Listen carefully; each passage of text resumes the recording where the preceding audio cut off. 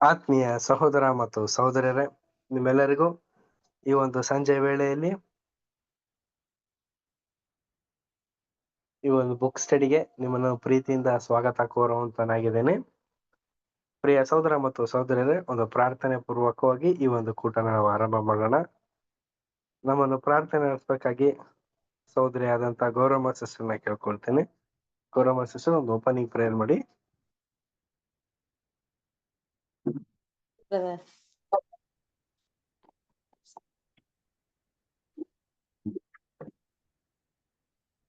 ಪ್ರಾರ್ಥನೆ ಮಾಡಿಕೊಳ್ಳೋಣ. ಪರಿಶುದ್ಧ ನೀತಿವಂತನಾದ ತಂದೆಯಾದ ದೇವರೇ, ನಿನ್ನ ನಾಮಕ್ಕೆ ಸ್ತೋತ್ರ ದೇವರೇ. ತಂದೆ ದೇವರೇ, ಈ ದಿನದಲ್ಲಿ ನಮ್ಮನ್ನ ಒಟ್ಟಾಗಿ ಕೂರಿಸಿ ನಿಮ್ಮ ವಾಕ್ಯ ಸಂದೇಶವನ್ನ ಹಂಚುವ ಹಾಗೆ ನೀವು ಆಶೀರ್ವದಿಸುತ್ತಿರುವುದಕ್ಕಾಗಿ ನಿಮಗೆ ಸ್ತೋತ್ರ ತಂದೆ ದೇವರೇ.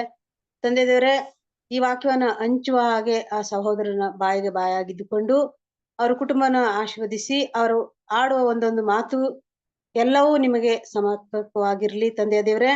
ಅವರು ಯಾವ ಪಾಠವನ್ನು ನಮ್ಗೆ ತಿಳಿಸ್ಬೇಕಾಗಿದೆಯೋ ತಂದೆ ದೇವರೇ, ಅದನ್ನ ಜ್ಞಾನವಾಗಿ ಒಂದು ರೀತಿಯಾಗಿ ನಾವು ತಿಳ್ಕೊಳ್ಳುವ ಹಾಗೆ ಅದು ನೆರವೇರ್ಲಿ ಅಂತ ತಂದೆ ದೇವರೇ ನಿಮ್ಮಲ್ಲಿ ಪ್ರಾರ್ಥಿಸ್ತೀನಿ. ತಂದೆ ದೇವರೇ, ಯಾರೆಲ್ಲ ತಕ್ಕ ಸಮಯದಲ್ಲಿ ಬರಬೇಕೋ ಎಲ್ಲಾರು ಬಂದು ಕೂಡಿ ಈ ಸಮಯದಲ್ಲಿ ನಿಮ್ಮ ವಾಕ್ಯವನ್ನು ಸಂದೇಶವನ್ನು ಕೇಳಿ ಅದರಲ್ಲಿ ಇರುವಂತ ಎಲ್ಲಾ ಗೂಢಾರ್ಥಗಳನ್ನು ತಿಳಿದುಕೊಂಡು ನಡೆಯುವಾಗಿ ನೀವು ಆಶೀರ್ವಾದಕ್ಕಾಗಿ ನಿಮ್ಗೆ ಸ್ತೋತ್ರ ತಂದೆ ದೇವರೇ. ಹೌದು ತಂದೆ ದೇವರೇ, ಈ ಬೆಳಗಿನಿಂದ ಸಂಜೆವರೆಗೂ ನಮ್ಮನ್ನ ಕಾದು ನಡೆಸಿದಿರಾ ತಂದೆ ದೇವರೇ, ಅದಕ್ಕಾಗಿ ನಿಮ್ಗೆ ಸ್ತೋತ್ರ. ಈ ಸಮಯದಲ್ಲಿ ಈ ಚಿಕ್ಕ ಪ್ರಾರ್ಥನೆಯನ್ನು ನನ್ಗಾಗಿ ಕೊಟ್ಟಿದ್ದಕ್ಕೆ ನಿಮ್ಗೆ ಸ್ತೋತ್ರ ತಂದೆ ದೇವರೇ. ಈ ಒಂದು ಚಿಕ್ಕ ಪ್ರಾರ್ಥನೆಯನ್ನು ನಿಮ್ಮ ಒಬ್ಬನೇ ಮಗನಾದ ಯೇಸು ಕ್ರಿಸ್ತನ ಮುದ್ದಾದ ನಾಮದಲ್ಲಿ ನಾನು ಬೇಡ್ತಾ ಇದ್ದೀನಿ ತಂದೆ ದೇವರೇ, ಆಮೆನ್.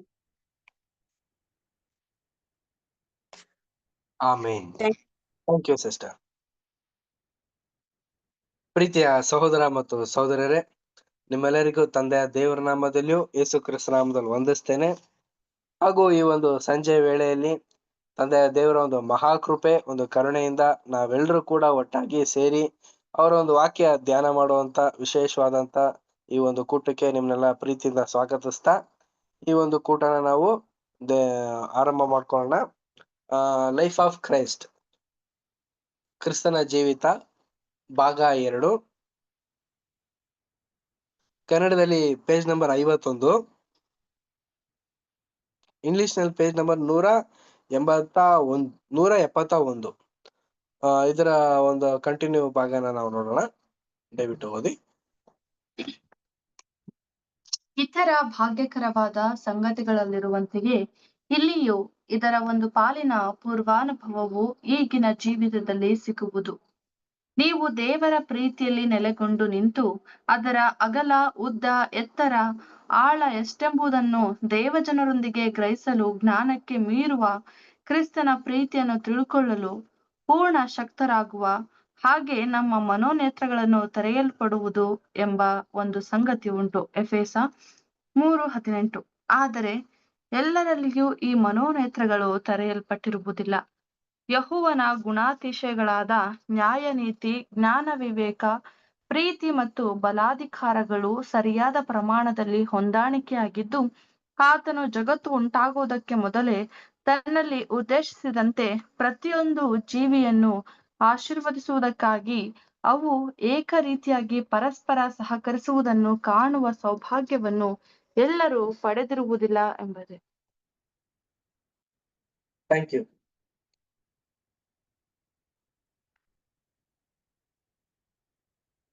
ಪ್ರಿಯ ಸಹೋದರ ಮತ್ತು ಸಹೋದರರೇ, ನಾವು ಕಳೆದ ವಾರ ನೋಡಿರೋ ಪ್ರಕಾರ ಪರಿಶುದ್ಧತೆಯಲ್ಲಿ ಯಾವನು ಕರ್ತನನ್ನು ಕಾಣುವುದಿಲ್ಲ ಅನ್ನೋ ಒಂದು ಸಬ್ ಹೆಡಿಂಗ್ ಮುಖಾಂತರ ನಾವು ನೋಡ್ಕೊಂಡು ಬಂದಿದ್ವಿ.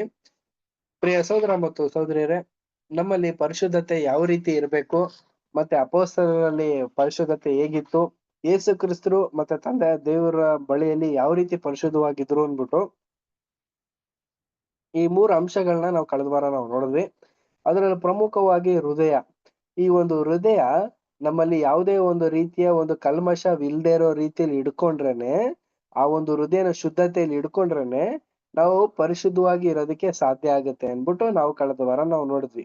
ಈಗ ನಮಗೆ ಬಂದಿರೋಂತ ಒಂದು ಸಂಗತಿ ಏನಂತ ನಾವು ನೋಡ್ಬೇಕಾದ್ರೆ, ನಾವು ಪ್ರತಿಯೊಂದರಲ್ಲೂ ಕೂಡ ಪಾಠನ ಕಲಿಯುವಂತವ್ರಾಗಿರ್ತೀವಿ. ನಮ್ಮ ಜೀವನ ಶೈಲಿಗಳಲ್ಲಿ ಎಲ್ಲಾ ರೀತಿಯಲ್ಲೂ ಕೂಡ ಈ ಒಂದು ಅನುಭವಗಳನ್ನ ಅನುಭವಿಸಿರ್ತೀವಿ ಅಂತ ಅನ್ಬಿಟ್ಟು ನಮ್ಗೆ ಮೂಲವಾಗಿ ಹೇಳ್ತಾ ಇದ್ದಾರೆ. ನಮ್ಮ ದೇವರು ಪ್ರೀತಿ ನೆಲೆಗೊಂಡಿಸ್ಕೊಂಡಿರೋದ್ರಿಂದಲೇ ಪ್ರಿಯ ಸಹೋದರ ಮತ್ತು ಸಹೋದರರೇ, ಅವರ ಒಂದು ಪ್ರೀತಿನ ನಾವು ಅರ್ತಿರೋದ್ರಿಂದಲೇ ಆ ಒಂದು ಉದ್ದ ಅಗಲ ಎತ್ತರಗಳನ್ನ ಅವರು ನಮಗೆ ಅನುಗ್ರಹನ ಕೊಟ್ಟಿದ್ದಾರೆ. ಅಂದ್ರೆ ದೇವ ಜನರಿಗೆ ಅನುಗ್ರಹ ಕೊಟ್ಟಿದ್ದಾರೆ. ಅಂದ್ರೆ ದೇವರ ಒಂದು ಪ್ರೀತಿ ಉದ್ದ ಅಗಲ ಎತ್ತರನ ನಾವು ಅಳಿಯಕ್ ಸಾಧ್ಯನಾ ಅಂದ್ರೆ ಇಲ್ಲ ಪ್ರಿಯರೇ. ಅವರು ತಾನ್ಗೆ ಎಷ್ಟು ಪ್ರಿಯನೋ ಅಂತ ಪ್ರಿಯ ಮಗನನ್ನೇ ನಮಗೋಸ್ಕರ ಕೊಟ್ಟಿರ್ಬೇಕಾದ್ರೆ ಪ್ರಿಯರೇ, ಅವರು ನಮ್ಮ ಮೇಲೆ ಇಟ್ಟಿರುವಂತ ಪ್ರೀತಿ ಅಗಾಧವಾದದ್ದು.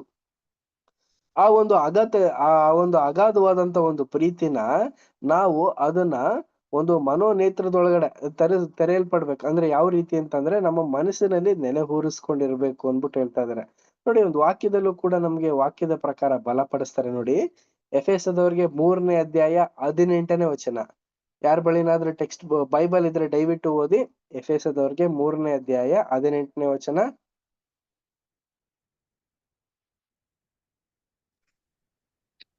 ನೀವು ದೇವರ ಪ್ರೀತಿಯಲ್ಲಿ ನೆಲೆಗೊಂಡು ನಿಂತು ಅದರ ಅಗಲ, ಉದ್ದ, ಎತ್ತರ, ಆಳ ಎಷ್ಟೆಂಬುದನ್ನು ದೇವ ಜನರೆಲ್ಲರೊಂದಿಗೆ ಗ್ರಹಿಸಲು ಜ್ಞಾನಕ್ಕೆ ಮೀರುವ ಕ್ರಿಸ್ತನ ಪ್ರೀತಿಯನ್ನು ತಿಳ್ಕೊಳ್ಳಲು ಪೂರ್ಣಾಸಕ್ತರಾಗಿದ್ದು ದೇವರ ಸಂಪೂರ್ಣತೆಯ ಮಟ್ಟಿಗೂ ಪರಿಪೂರ್ಣರಾಗುವ ಹಾಗೆ ನಿಮಗೆ ದಯಪಾಲಿಸಲಿ ಎಂದು ಆತನನ್ನು ಬೇಡಿಕೊಳ್ಳುತ್ತೇನೆ.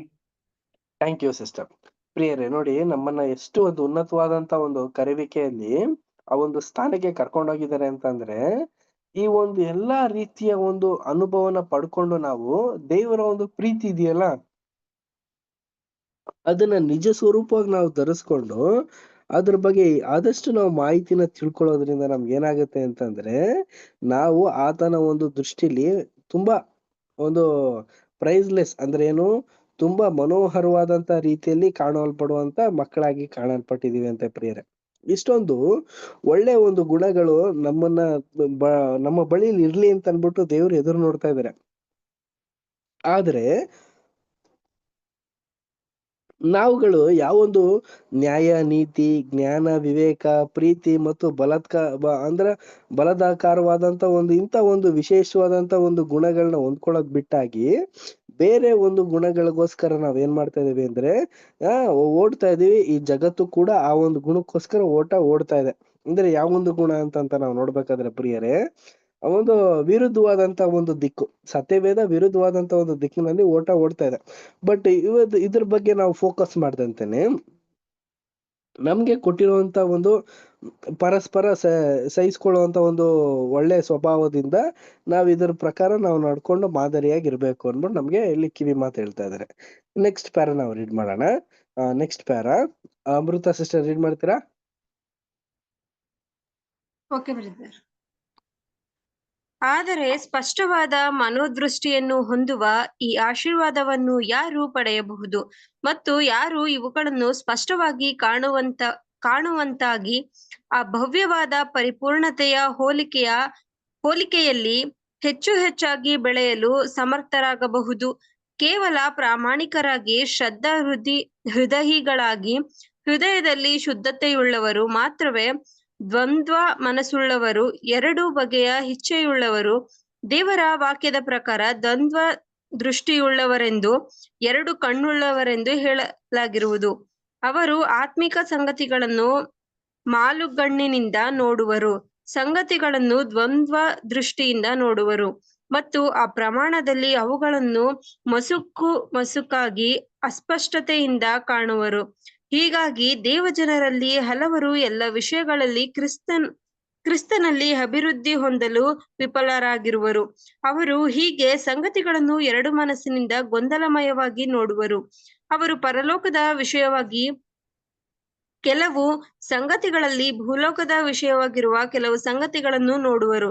ಅವರು ದೇವರ ಗುಣಲಕ್ಷಣಗಳನ್ನು ಮಸುಕಾಗಿ ಅಸ್ಪಷ್ಟವಾಗಿ ಕಂಡು ಅವುಗಳನ್ನು ಅನುಸರಣೆ ಮಾಡುವ ಸಾಮರ್ಥ್ಯವಿಲ್ಲದವರಾಗುವರು.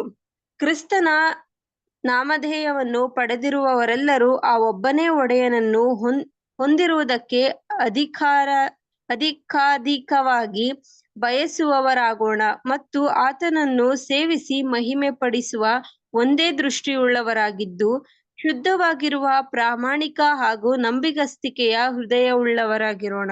Thank you brother. Thank you sister. ಪ್ರಿಯ ಸಹೋದರ ಮತ್ತು ಸಹೋದರಿಯರೇ, ನೋಡಿ, ಸ್ಪಷ್ಟವಾದಂತ ಒಂದು ಮನೋದೃಷ್ಟಿಯಿಂದ ಹೊಂದಿರುವಂತ ಅವರು ಯಾರಿದ್ದಾರೆ ಈ ಒಂದು ಪ್ರಪಂಚದಲ್ಲಿ ಅಂತ ಅಂದ್ಬಿಟ್ಟು ಪ್ರಶ್ನೆ ಆಗ್ತಾ ಇದ್ದಾರೆ.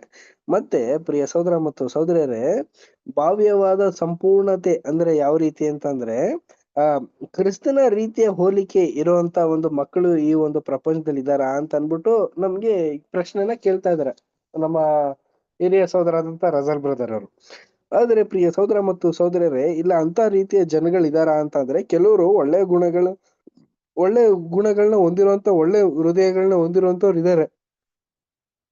ಆದ್ರೆ ಇಲ್ಲಿ ಕೆಲವೊಂದು ಜನರು ಯಾವ ರೀತಿ ಇದಾರೆ ಅಂತಂದ್ರೆ ಎರಡು ಮನಸ್ಸಿರುವಂತವ್ರು, ಎರಡು ಇಚ್ಛೆ ಇರುವಂತವ್ರು, ಎರಡು ದೃಷ್ಟಿ ಉಳ್ಳವಂತವ್ರು, ಮತ್ತೆ ಎರಡು ವಿಧವಾದಂತ ಒಂದು ಆಲೋಚನೆಗಳನ್ನ ಬಳಸ್ಕೊಳ್ಳುವಂತವ್ರು ಈ ಒಂದು ಪ್ರಪಂಚದಲ್ಲಿ ಇದ್ದಾರೆ ಅನ್ಬಿಟ್ಟು ನಮ್ಗಿಲ್ಲಿ ಹೇಳ್ತಾ ಇದಾರೆ.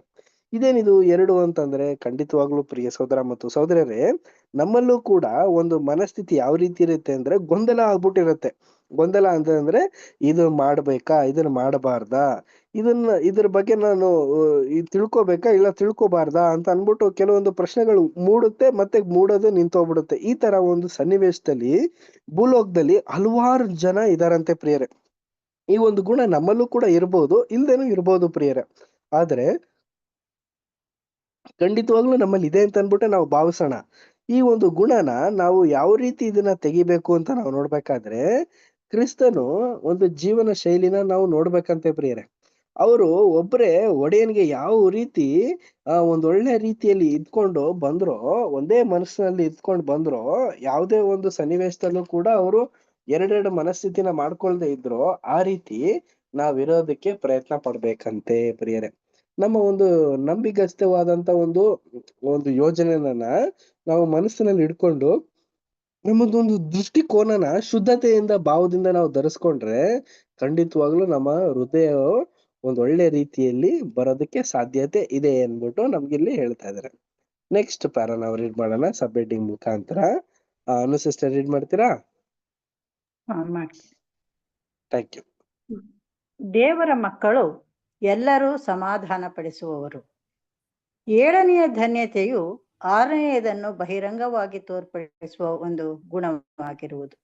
ಇತರರು ಕಾಣಲು ಸಾಧ್ಯವಾಗದಂತಹ ದೇವರ ಕಡೆಗಿನ ಹೃದಯದ ಶುದ್ಧತೆಯು ಈ 7ನೇ ಧನ್ಯತೆಯ ಗುಣಲಕ್ಷಣದಲ್ಲಿಯೂ ಮತ್ತು ಇದರ ಬೆಳವಣಿಗೆಯಲ್ಲಿಯೂ ಕಾಣಬರುತ್ತದೆ. ಅದು ಯಾವುದೆಂದರೆ ಸಮಾಧಾನವನ್ನು ಬಯಸುವವರಾಗಿದ್ದು ಇತರರಲ್ಲಿ ಸಮಾಧಾನವನ್ನು ಪ್ರಚುರಪಡಿಸಲು ಪ್ರಯತ್ನಿಸುವುದು. ಯಾಕೆಂದರೆ ಯಾವಾತನು ಮೊದಲು ಪ್ರಾಮಾಣಿಕನಾಗಿ ದೇವರ ವಿಷಯದಲ್ಲಿ ಹೃದಯದ ಶುದ್ಧತೆ ಉಳ್ಳವನಾಗಿರುವುದಿಲ್ಲವೋ ಮತ್ತು ಈ ಹಿಂದೆ ವಿವರಿಸಿರುವ ಕೃಪಾಗುಣಗಳಾದ 1 ದೀನತೆ, 2 ಅನುಕಂಪ, 3 ತಾಳ್ಮೆಯಿಂದ ಅಧೀನಪಡಿಸಿಕೊಳ್ಳುವಿಕೆ, 4 ನೀತಿಗಾಗಿ ಹಸಿದು ಬಾಯಾರುವುದು, ಭರವಸೆ ಉಳ್ಳವನಾಗಿರುವುದು ಇದರಲ್ಲಿ ಸೇರುವುದು, 5 ಇತರರ ಬಗ್ಗೆ ಪ್ರೀತಿ ಕರುಣೆ ಉಳ್ಳವನಾಗಿರುವುದು, 6 ಹೃದಯದ ಪ್ರಾಮಾಣಿಕತೆ ಇವುಗಳನ್ನು ಸಹ ತನ್ನ ಹೃದಯದಲ್ಲಿ ಅಭಿವೃದ್ಧಿಪಡಿಸಿಕೊಂಡಿರುವುದಿಲ್ಲವೋ ಅವನು ದೇವರ ದೃಷ್ಟಿಯಲ್ಲಿ ಸಮಾಧಾನ ಪಡಿಸುವವನಾಗಿರಲಾರನೆಂಬುದು ಪ್ರಶ್ನಾತೀತವಾದದ್ದು. ಹಾಗೂ ಯಾವಾತನು ಈ ಗುಣಲಕ್ಷಣಗಳನ್ನು ಯಾವುದೇ ಒಂದು ನಿರ್ದಿಷ್ಟ ಪ್ರಮಾಣದಲ್ಲಿ ಅಭಿವೃದ್ಧಿಪಡಿಸಿಕೊಂಡಿರುವನೋ ಅವನು ನಿಶ್ಚಯವಾಗಿ ತನ್ನಲ್ಲಿ ಸಮಾಧಾನದ ಪ್ರವೃತ್ತಿ ಉಳ್ಳವನಾಗಿದ್ದು ಇತರರನ್ನು ಸಮಾಧಾನ ಪಡಿಸುವವನಾಗಿರದೆ ಬೇರೇನೂ ಆಗಿರಲಾರನು ಎಂಬುದು. Thank you. Thank you sister. ಪ್ರಿಯ ಸಹೋದರ ಮತ್ತು ಸಹೋದರಿಯರೇ, ನಾವು ದೇವರ ಮಕ್ಕಳು ಅಂತ ಅನ್ನಿಸ್ಕೊಂಡಿರುವಂತ ನಾವೆಲ್ಲರೂ ಸಮಾಧಾನ ಪಡಿಸುವಂತವ್ರಾಗಿರ್ಬೇಕು ಅಂದ್ಬಿಟ್ಟು ನಮ್ಗಿಲ್ಲಿ ಹೇಳ್ತಾ ಇದ್ದಾರೆ. ನೋಡಿ, ನಮ್ಮಲ್ಲಿ ಸಮಾಧಾನ ಪಡಿಸುವಂತ ಒಂದು ಗುಣಗಳು ಕೆಲವೊಂದು ಜಾಗದಲ್ಲಿ ನಾವು ಉಪಯೋಗಿಸ್ತೀವಿ, ಕೆಲವೊಂದು ಜಾಗದಲ್ಲಿ ಅದನ್ನ ಉಪಯೋಗಿಸೋದಿಲ್ಲ. ಆ ಒಂದು ಗುಣಲಕ್ಷಣಗೆ ಅರ್ಹತೆನ ನಾವು ಇದ್ರೂ ಕೂಡ ಅರ್ಹತೆ ಇರದೇ ಇರೋ ರೀತಿಯಲ್ಲಿ ಕೆಲವೊಂದು ಸನ್ನಿವೇಶದಲ್ಲಿ ನಾವು ಅದನ್ನ ಬಿಟ್ಬಿಡ್ತೀವಿ ಅಂದ್ಬಿಟ್ಟು ನಮ್ಗಿಲ್ಲಿ ಹೇಳ್ತಾ ಇದಾರೆ. ಇದು ನಿಜವಾನ ಅಂತ ಅಂದ್ರೆ ಖಂಡಿತವಾಗ್ಲೂ ಪ್ರಿಯ ಸಹೋದರ ಮತ್ತು ಸಹೋದರಿಯರೇ, ನಾವು ದೇವರ ಮಕ್ಕಳಾಗಿರೋದ್ರಿಂದ ನಾವು ಇರುವಂತ ಒಂದು ಸ್ಥಳದಲ್ಲೇ ಆಗ್ಲಿ, ನಾವು ಅಕ್ಕಪಕ್ಕದಲ್ಲಿ ಇರುವಾಗ್ಲೂ ಆಗ್ಲಿ ಸಮಾಧಾನನ ಬಯಸೋದಕ್ಕೆ ಪ್ರಯತ್ನ ಪಡ್ಬೇಕೇ ಹೊರತು ಯಾವುದೇ ಕಾರಣಕ್ಕೂ ಅಸಮಾಧಾನ ಪಡೋಂತ ಒಂದು ಸನ್ನಿವೇಶಕ್ಕೆ ಹೋಗದಿರೋ ರೀತಿ ನಾವು ನೋಡ್ಕೋಬೇಕು ಪ್ರಿಯರೇ. ನಮ್ಮ ಒಂದು ಹೃದಯ ಶುದ್ಧತೆ ಉಳ್ಳವರಾಗಿರ್ಬೇಕು ಅಂತಂದ್ರೆ ಇಂತಿಂತ ಒಂದು ಗುಣಗಳನ್ನ ನಾವು ಧರಿಸ್ಕೊಳ್ಳೋದಕ್ಕೆ ಪ್ರಯತ್ನ ಪಡ್ಬೇಕಂತೆ. ಒಂದು ದೀನತೆ ಅಂದ್ರೆ ಏನು? ತಗ್ಗಿಸ್ಕೊಳ್ಳೋದು ಪ್ರಿಯ ಸಹೋದರ ಮತ್ತು ಸಹೋದರರ ಎಲ್ಲಾ ವಿಚಾರಗಳಲ್ಲಿಯೂ. ಮತ್ತೆ ಮೊದಲನೇದಾಗಿ ದೇವರ ಒಂದು ಕೆಲಸ ಕಾರ್ಯಗಳಲ್ಲಿ ನಾವು ತಗ್ಗಿಸ್ಕೊಳ್ಳುವಂತವ್ರಾಗಿರ್ಬೇಕು. ಎರಡನೇದು ಅನುಕಂಪ. ನಾವು ಒಂದು ಅನುಕಂಪ ತೋರಿಸುವಂತವ್ರಾಗಿರ್ಬೇಕು. ಒಂದು ಎಸ್ಪೆಷಲಿ ದೇವರ ಮಕ್ಕಳಿಗೆ ಮಾತ್ರ ನಾವು ಹೆಚ್ಚಾಗಿ ಅನುಕಂಪನ ತೋರಿಸಿ ಎಲ್ಲಾ ರೀತಿಯಲ್ಲೂ ಕೂಡ ಆ ಒಂದು ಪ್ರೋತ್ಸಾಹನ ಮಾಡುವಂತ ಒಂದು ಗುಣನ ಹೊಂದ್ಕೊಂಡಿರ್ಬೇಕಂತೆ. ಮೂರನೇದು ತಾಳ್ಮೆ. ಇದು ತಾಳ್ಮೆ ಅನ್ನೋದು ಇದೆಯಲ್ಲ, ಇದು ನಮ್ಮಲ್ಲಿ ಬಹುತೇಕವಾಗಿ ಈ ಒಂದು ವಿಚಾರದಲ್ಲಿ ನಾವು ಎಡ್ಬಿಡ್ತೀವಿ. ಇದನ್ನ ತಾಳ್ಮೆನ ನಾವು ಏನ್ ಮಾಡ್ತೀವಿ ಅಂತಂದ್ರೆ ಟೆಸ್ಟಿಫೈ ಮಾಡ್ತೀವಿ. ಪ್ರತಿದಿನನೂ ಆಗ್ಲಿ ಯಾವಾಗ್ಲಾದ್ರೂ ಒಂದು ಶೋಧನೆ ಬಂದಾಗ್ಲೇ ಆಗ್ಲಿ ಆ ತಾಳ್ಮೆನೆ ಕಳ್ಕೊಂಡು ನಾವು ಒಂದು ವಿಕೃತವಾದಂತ ರೀತಿಯಲ್ಲಿ ವರ್ತಿಸಿ ಅದಾದ ನಂತರ ಈ ಒಂದು ಕೆಲ್ಸನ ಮಾಡಬಾರ್ದಾಗಿತ್ತಲ್ಲ ಅಂತ ಅನ್ಬಿಟ್ಟು ಒಂದು ಪಶ್ಚಾತ್ತಾಪ ಪಡುವಂತ ಒಂದು ಸನ್ನಿವೇಶ ಹೆಚ್ಚಾಗಿರುತ್ತೆ. ಇದನ್ನ ನಾವೇನ್ ಮಾಡ್ಬೇಕು ಅಂತಂದ್ರೆ ಆ ಒಂದು ಸನ್ನಿವೇಶ ಬರುವಾಗ್ಲೇನೆ ನಾವು ತಾಳ್ಮೆ ಉಳ್ಳವರಾಗಿದ್ದು ಮೌನವಾಗಿ ಇದ್ದುಕೊಂಡ್ರೆ ತುಂಬಾ ಒಳ್ಳೇದು. ಅದು ಅಲ್ದಂತಾನೆ ಪ್ರಿಯ ಸಹೋದರ ಮತ್ತು ಸಹೋದರಿಯರೇ, ಇನ್ನು ಪ್ರೀತಿಯಿಂದ ಕರುಣೆ ಉಳ್ಳವರಾಗಿರುವಂತದ್ದು ಅಂದ್ರೆ ಇತರರ ಬಗ್ಗೆ, ಬೇರೆಯವ್ರ ಬಗ್ಗೆ ಪ್ರೀತಿನ ಮತ್ತೆ ಕರುಣೆನ ಅಟ್ ಎ ಟೈಮ್ ಕೊಡೋಂತ ಒಂದು ಗುಣನ ನಮ್ಮಲ್ಲಿ ಧರಿಸ್ಕೋಬೇಕಂತೆ ಪ್ರಿಯರೇ. ಇದು ಸಾಲದು ಅಂತ ಅನ್ಬಿಟ್ಟು ನಮ್ಮ ಹೃದಯದ ಪ್ರಾಮಾಣಿಕತೆ ಅಂದ್ರೆ ಏನು? ನಮ್ಮ ಮನಸ್ಥಿತಿ ಇದೆಯಲ್ಲ, ಇದನ್ನ ಒಂದು ಲಾಯಲ್ಟಿ, ಒಂದು ನೀತಿವಂತಿಕೆ, ಪ್ರಾಮಾಣಿಕತೆ. ಈಗ ನೋಡಿ ಒಂದು ರೀತಿ ಒಂದು ಪ್ರಾಣಿನ ನಾವು ಸಾಕಿದಾಗ ಆ ಒಂದು ಪ್ರಾಣಿ ಆ ಒಂದು ಮನೆ ಯಜಮಾನನಿಗೆ ಯಾವ ರೀತಿ ಅದೊಂದು ನಿಷ್ಠಾವಂತಿಕೆ ತೋರ್ಸುತ್ತೋ ಆ ರೀತಿ ನಿಷ್ಠಾವಂತಿಕೆನ ತೋರ್ಸೋದಕ್ಕೆ ಪ್ರಯತ್ನ ಪಡ್ಬೇಕಂತೆ. ಇವೆಲ್ಲ ಗುಣಗಳನ್ನ ನಾವು ನೋಡ್ಬೇಕಾದ್ರೆ ಪ್ರಿಯರೇ, ಇದನ್ನ ನಾವು ದಿನನಿತ್ಯದ ಒಂದು ಜೀವನದಲ್ಲೂ ಕೂಡ ಅಳವಡಿಸ್ಕೊಂಡ್ರೆ ತುಂಬಾ ಅಂದ್ರೆ ತುಂಬಾ ಒಳ್ಳೆ ರಿಸಲ್ಟ್ಗಳು ಬರುತ್ತೆ. ಮತ್ತು ಇದೇ ಒಂದು ಗುಣಗಳನ್ನ ನಾವು ದಿನನಿತ್ಯ ಚಟುವಟಿಕೆಗಳಲ್ಲಿ ಉಪಯೋಗಿಸ್ಕೊಳ್ದೆ ಎಡವಿ ಬಿಡುವಂತ ಒಂದು ಸಾಧ್ಯತೆನೂ ಕೂಡ ಇದೆ. ಇದನ್ನ ನಾವೇನ್ ಮಾಡೋಣ ಅಂದ್ರೆ ದೇವರ ದೃಷ್ಟಿಲಿ ಇಟ್ಕೊಂಡು ದೇವರ ಒಂದು ಸನ್ಮಾನದಲ್ಲಿ ಒಂದು ಪ್ರಾರ್ಥನೆ ಪೂರ್ವಕವಾಗಿ ಈ ಒಂದು ಗುಣ ಲಕ್ಷಣಗಳನ್ನ ಹೊಂದ್ಕೊಳ್ಳೋದಕ್ಕೆ ನಾವು ಪ್ರಯತ್ನ ಪಡೋದಕ್ಕೆ ಒಂದು ಆತುರತೆಯಿಂದ ಇರೋದಕ್ಕೆ ಪ್ರಯತ್ನ ಪಡುವಂತವ್ರಾಗಿರೋಣ ಪ್ರಿಯರೇ. ನೆಕ್ಸ್ಟ್ ಪ್ಯಾರಾ ನಾವು ರೀಡ್ ಮಾಡೋಣ. ನೆಕ್ಸ್ಟ್ ಪ್ಯಾರಾ ಬೇರೆ ಯಾರು ಓದ್ತೀರಾ? ಬೇರೆ ಯಾರ ಬಳಿ ಇದೆ? ದಿವ್ಯಾ ಸಿಸ್ಟರ್, ನೀವು ಓದ್ತೀರಾ?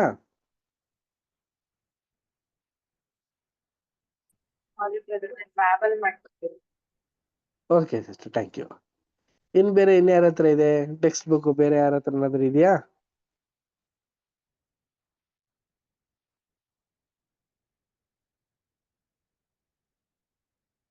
ಓಕೆ. ದೇವ ಜನರಲ್ಲಿ ಸ್ವಲ್ಪ ಮಂದಿ ಮಾತ್ರವೇ ಈವರೆಗೆ ಈ ಕೃಪಾಗುಣವನ್ನು ಗಣನೀಯವಾಗಿ ತಮ್ಮಲ್ಲಿ ಅಭಿವೃದ್ಧಿ ಪಡಿಸಿಕೊಂಡು ತಮ್ಮ ಜೀವಿತದಲ್ಲಿ ಇದನ್ನು ದೃಷ್ಟಾಂತ ಪಡಿಸಿದ್ದಾರೆಂಬುದು ಬಹು ಸ್ಪಷ್ಟ. ಕ್ರಿಸ್ತನ ನಾಮಧೇಯನ್ನು ಹೊಂದಿರುವವರಲ್ಲಿಯೂ ಬಹು ದೊಡ್ಡ ಪಾಲು ಜನರು ಇದಕ್ಕೆ ವಿರುದ್ಧವಾದ ವಿಧಾನವನ್ನು ಅನುಸರಿಸುವುದಾಗಿ ಕಂಡು ಬಂದಿರುವುದು. ಅವರು ಹೃದಯದ ಶುದ್ಧತೆ ಉಳ್ಳವರಾದರೂ, ವಿಶಾಲವಾದ ಅನುಕಂಪ ಉಳ್ಳವರಾದರೂ, ಕ್ರಿಸ್ತೀಯ ಅನುಭವ ಶಾಲೆಯಲ್ಲಿ ಅವರಿಗೆ ಕಲಿಯುವುದು ಇನ್ನೂ ಬಹಳವಾಗಿ ಇರುವುದೆಂಬುದನ್ನು ಇದು ಸೂಚಿಸುವುದು. ಯಾಕೆಂದರೆ ಸಮಾಧಾನವನ್ನು ಪ್ರಚುರಗೊಳಿಸುವುದಕ್ಕೆ ಬದಲಾಗಿ ಅವರು ಕಲಹವನ್ನು ಬಿತ್ತುವವರಾಗಿರುವರು. ಇದು ಕೆಟ್ಟ ಉದ್ದೇಶಕ್ಕಾಗಿಲ್ಲವಾದರೂ ವಾಸ್ತವವಾಗಿ ಅಭ್ಯಾಸ ಬಲದಿಂದ ಇದು ಬಂದದ್ದಾಗಿರುವುದು ಮತ್ತು ಅಜ್ಞಾನ ಹಾಗೂ ದೈವ ವಿಧಾನವಾದ ಪ್ರೀತಿಯ ಅಲ್ಲದೆ ಇದಕ್ಕೆ ವಿರುದ್ಧವಾಗಿ ಲೋಕದಲ್ಲಿ ಪ್ರಬಲವಾಗಿರುವ ಸ್ವಾರ್ಥ ಭಾವದ ನಡುವೆ ಇರುವ ದೊಡ್ಡ ವ್ಯತ್ಯಾಸವನ್ನು ಗ್ರಹಿಸಲು ವಿಫಲರಾಗಿರುವುದರಿಂದ ಉಂಟಾಗಿರುವುದು. ಕಲಹವನ್ನೆಬ್ಬಿಸುವುದು ನಡವಳಿಕೆಯ ಮೂಲಕ ಅಥವಾ ನೋಟದಿಂದಾದರೂ ಉಂಟಾಗಬಹುದಾದರೂ ಮುಖ್ಯವಾಗಿ ಇದು ನಾಲಿಗೆಯ ಮೂಲಕವಾಗಿ ಪ್ರಚೋದಿತವಾಗುವುದು. ಇದರಂತೆಯೇ ಸಮಾಧಾನ ಪಡಿಸುವುದು ಕಣ್ಣಿನ ಮೂಲಕವಾಗಿ ಉಂಟಾಗುವುದಾದರೂ ಮುಖ್ಯವಾಗಿ ನಾಲಿಗೆಯ ಮೂಲಕವಾಗಿ ನಡೆಯುವುದು. ನಾವೆಲ್ಲರೂ ತಿಳಿದಿರುವ ಹಾಗೆ ಎಷ್ಟು ಮಂದಿ ಕ್ರೈಸ್ತರು ಸತತವಾಗಿ ಕಲಹವನ್ನೆಬ್ಬಿಸುವ ನಾಲಿಗೆಗಳನ್ನು ಹೊಂದಿದವರಾಗಿರುವರು. ವಿರೋಧಿಯಾದ ಸೈತಾನನು ಬೇರೆ ಹಲವು ವಿಷಯಗಳಲ್ಲಿ ತನ್ನ ಹಿಡಿತದಿಂದ ತಪ್ಪಿಸಿಕೊಂಡ ಅನೇಕರನ್ನು ಬಹುಕಾಲದ ನಂತರವೂ ಈ ವಿಧವಾಗಿ ತನ್ನ ಹತೋಟಿಯಲ್ಲಿಟ್ಟುಕೊಂಡಿರುವನು ಮತ್ತು ಇನ್ನೂ ಬಹುವಾಗಿ ತಾವು ಸೈತಾನನ ಸೇವೆ ಮಾಡುತ್ತಿರುವುದನ್ನು ಅವರು ಕಂಡು ಹಿಡಿಯಲಾಗದ ಕಾರಣದಿಂದಾಗಿರುವುದು. ಕೇವಲ ತಾವು ಕಲಹ, ಹಗೆತನ, ಅಸೂಯೆ, ಮತ್ಸರ ಮತ್ತು ವಿಷ ಬೇರುಗಳನ್ನು ಬಿತ್ತುವವರಾಗಿ ಹಲವರನ್ನು ಪ್ರಚೋದಿಸಿ ಮಲಿನಗೊಳಿಸುತ್ತಿರುವುದನ್ನು ಸಹ ಅವರು ಪತ್ತೆ ಹಚ್ಚಲಾರರು. Thank you. ಪ್ರಿಯ ಸಹೋದರ ಮತ್ತು ಸಹೋದರಿಯರೇ, ಇಷ್ಟೆಲ್ಲಾ ಒಳ್ಳೆ ಒಳ್ಳೆ ಗುಣಗಳನ್ನ, ಇಷ್ಟೆಲ್ಲಾ ಒಳ್ಳೆ ಒಳ್ಳೆ ವಿಚಾರಗಳನ್ನ ನಮ್ಗೆ ಹೇಳ್ಕೊಡ್ತಾ ಇದಾರೆ. ಇದನ್ನ ಕಲ್ತಿ ಇದನ್ನ ಅಳವಡಿಸ್ಕೊಳ್ಳುವಂತವ್ರು ಸ್ವಲ್ಪ ಜನ ಅಂತೆ. ಅದನ್ನ ಅಳವಡಿಸ್ಕೊಂಡು ಅಭಿವೃದ್ಧಿ ಪಡೆಯುವಂತವ್ರು ಆ ಒಂದು ಜೀವನ ಶೈಲಿಯಲ್ಲಿ ಒಂದು ಒಳ್ಳೆ ರೀತಿಯಲ್ಲಿ ಬಹುತೇಕ ಸ್ವಲ್ಪ ಜನ ಅಂತೆ ಪ್ರಿಯರೇ. ಹೇಳ್ಬೇಕಾದ್ರೆ ಪ್ರಿಯರೇ, ತುಂಬಾ ಅಂದ್ರೆ ತುಂಬಾ ಜನ ಪ್ರಿಯರೇ ಇಂಥ ಒಳ್ಳೆ ಗುಣಗಳನ್ನ ಇಲ್ದೇ ಹೋದ್ರು ಅದನ್ನ ಪಡ್ಕೊಂಡು ಅದ್ರ ಪ್ರಕಾರ ನಡೆಯೋದಿಕ್ಕೆ ಇಚ್ಛಿಸುವಂತವ್ರು. ಇಂಥ ಒಂದು ಪರಿಶುದ್ಧವಾದಂತ ಹೃದಯನ ಧರಿಸ್ಕೊಂಡು, ವಿಶಾಲವಾದಂತ ಅನುಕಂಪನ ಇರ್ಕೊಂಡು, ಕ್ರಿಸ್ತನ ಒಂದು ಪಾಠಶಾಲೆಯಲ್ಲಿ ಕಲ್ತ್ಕೊಂಡು ಎಲ್ಲಾ ರೀತಿಯಲ್ಲೂ ಕೂಡ ಪರಿಣಿತರಾಗುವಂತ ಒಂದು ಜನ ತುಂಬಾ ಕಮ್ಮಿ ಇದಾರಂತೆ. ಆದರೆ ನಮ್ಮ ಒಂದು ಕ್ರೈಸ್ತತ್ವದಲ್ಲೇನೆ ನೋಡಿ ಪ್ರಿಯ ಸಹೋದರ ಮತ್ತು ಸಹೋದರಿ, ಇದು ಬಂದು ಏನ್ ಬೈಬಲ್ ಸ್ಟೂಡೆಂಟ್ ಬಗ್ಗೆ ಹೇಳ್ತಾ ಇರೋದಲ್ಲ, ಸತ್ಯವೇದ ವಿದ್ಯಾರ್ಥಿಗಳ ಬಗ್ಗೆ ಹೇಳ್ತಾ ಇರಲ್ಲ. ಕ್ರೈಸ್ತತ್ವ ಅಂತ ಹೇಳ್ಬೇಕಾದ್ರೆ ಯೂನಿವರ್ಸಲ್ ಕ್ರಿಶ್ಚಿಯನ್ಸ್. ಈ ಒಂದು ಯೂನಿವರ್ಸಲ್ ಕ್ರಿಶ್ಚಿಯನ್ಸ್ ಗಳಲ್ಲಿ ಏನಾಗ್ಬಿಟ್ಟಿದ್ದಾರೆ ಅಂತಂದ್ರೆ, ಕಲಹಗಳನ್ನ ಬಿತ್ತುವಂಥದ್ದು, ಒಂದು ಒಳ್ಳೆ ನಡವಳಿಕೆ ಇಲ್ದೇ ಇರೋವಂಥದ್ದು, ಜಗಳ ಆಡೋದು, ಆಮೇಲೆಯಿಂದ ನಾಲಿಗೆಯಲ್ಲಿ ಒಂದು ಹದ ಇಲ್ದೇ ಇರೋವಂಥದ್ದು, ಮತ್ತೆ ಒಂದು ಸಮಾಧಾನನೇ ಇಲ್ದೇ ಇರೋ ರೀತಿಯಲ್ಲಿ ಒಂದು ಕಲಹನ ಉಂಟಾಕುವಂಥದ್ದು, ಇಂಥ ಒಂದು ಕೆಟ್ಟ ಒಂದು ಗುಣಗಳು ಇದೆಯಂತೆ ಪ್ರಿಯರೇ. ಪ್ರಿಯ ಸಹೋದರ ಮತ್ತು ಸಹೋದರರೇ, ಈ ಎಲ್ಲಾ ಒಳ್ಳೆ ಗುಣಗಳು ಇದ್ಕೊಂಡು ಈ ಒಂದು ಗುಣಗಳು ಏನ್ ಮಾಡುತ್ತೆ ಅಂತಂದ್ರೆ ಆ ಒಂದು ವ್ಯಕ್ತಿನ ಸರ್ವನಾಶ ಮಾಡುತ್ತೆ ಅಂತ ಅನ್ಬಿಟ್ಟು ಹೇಳ್ತಾ ಇದಾರೆ ಪ್ರಿಯರೇ. ಅದು ಅಲ್ದಂತಾನೆ ಪ್ರಿಯ ಸಹೋದರ ಮತ್ತು ಸಹೋದರರೇ, ನಾವು ಎಂತೆಂತ ದೊಡ್ಡ ಪಾಪಗಳನ್ನೆಲ್ಲ ಬಿಟ್ಬಿಟ್ಟಿರ್ತೀವಿ. ಆದ್ರೆ ಈ ಒಂದು ಸಣ್ಣ ಪುಟ್ಟ ತಪ್ಪುಗಳನ್ನ ನಮ್ಮ ಒಂದು ಜೀವನದಲ್ಲಿ, ಅಂದ್ರೆ ನಮ್ಮ ಒಂದು ಬ್ಲಡ್ ಅಲ್ಲೇ ನಾವು ಮಡಿಕೋಬಿಟ್ವಿ ಅಂತಂದ್ರೆ ಖಂಡಿತವಾಗ್ಲೂ ನಾವು ದೇವರಾಜ್ಯಕ್ಕೆ ಸೇರೋದಕ್ಕೆ ಸಾಧ್ಯನೇ ಇಲ್ಲ ಪ್ರಿಯ ಸಹೋದರ ಮತ್ತು ಸಹೋದರರೇ. ಎಸ್ಪೆಷಲಿ ಪ್ರಿಯ ಸಹೋದರ ಮತ್ತು ಸಹೋದರರೇ, ಈ ಒಂದು ಮಾತು ಬರೀ ಕ್ರೈಸ್ತತ್ವಕ್ಕಲ್ಲ ರೀ, ನಮ್ಮ ಒಂದು ಸತ್ಯವೇದ ವಿದ್ಯಾರ್ಥಿಗಳಿಗೆ ಆಗ್ಲಿ, ಒಂದು ನೆರೆಹೊರೆ ಒಂದು ಬ್ಯಾಬಿಲೋನ್ಗಳಿಗಾಗ್ಲಿ, ಇವನ್ನೆಲ್ಲಾನು ಕೂಡ ನೇಮಕವಾದದ್ದೇ ಆಗಿರುತ್ತೆ. ಸೊ ಇದ್ರ ಬಗ್ಗೆ ಎಲ್ಲಾರ್ಗೂ ಗೊತ್ತು, ನಾವು ಇಂಥ ಮಾತುಗಳನ್ನ ಮಾತಾಡಬಾರ್ದು, ಕ್ರಿಸ್ತನ ಒಂದು ತತ್ವಗಳಲ್ಲಿ ನಾವು ನಡಿಬೇಕು, ಕ್ರಿಸ್ತನ ಒಂದು ಸತತವಾದಂತ ಒಂದು ಕೆಲಸ ಕಾರ್ಯಗಳಲ್ಲಿ ನಾವು ಅಭಿವೃದ್ಧಿನ ಹೊಂದಬೇಕು ಅಂತ ಅನ್ಬಿಟ್ಟು ಗೊತ್ತಿದ್ರು ಕೂಡ ಈ ಒಂದು ತಪ್ಪಾದಂತ ಒಂದು ವಿಧಾನದಲ್ಲಿ ನಡೆದು ಅವರು ಹೋಗೋದಲ್ದೆ ಮತ್ತು ಕೆಲವ್ರನ್ನು ಕೂಡ ಸೈತಾನನ ಒಂದು ಮರಳಿಗೆ ಮರಳ ಮಾಡಿಸಿ ಅವರು ಕೂಡ ಸರ್ವನಾಶ ಆಗೋದಕ್ಕೆ ಸಾಧ್ಯತೆ ಇದೆ ಅಂತ ಅನ್ಬಿಟ್ಟು ಇಲ್ಲಿ ಹೇಳ್ತಾ ಇದಾರೆ. ಅಂದ್ರೆ ಏನಿದು ಸರ್ವನಾಶ ಅಂತ ಹೇಳ್ತಾ ಇಷ್ಟಾನೆ, ಇಲ್ಲಿ ಹೇಳೋ ಪ್ರಕಾರ ಎರಡನೇ ಮರಣ ಪ್ರಿಯ ಸಹೋದರ ಮತ್ತು ಸಹೋದರಿಯರೇ. ಸೊ ನಾವಾದ್ರೂ ಒಂದು ಎಚ್ಚರಿಕೆಯಿಂದ ಇದ್ಕೊಂಡು ದೇವರ ಒಂದು ಮಾರ್ಗದರ್ಶನ ನಡೆಯೋದಕ್ಕೆ ಪ್ರಯತ್ನ ಪಡೋಣ. Next para Anu sister read ಮಾಡ್ತೀರಾ?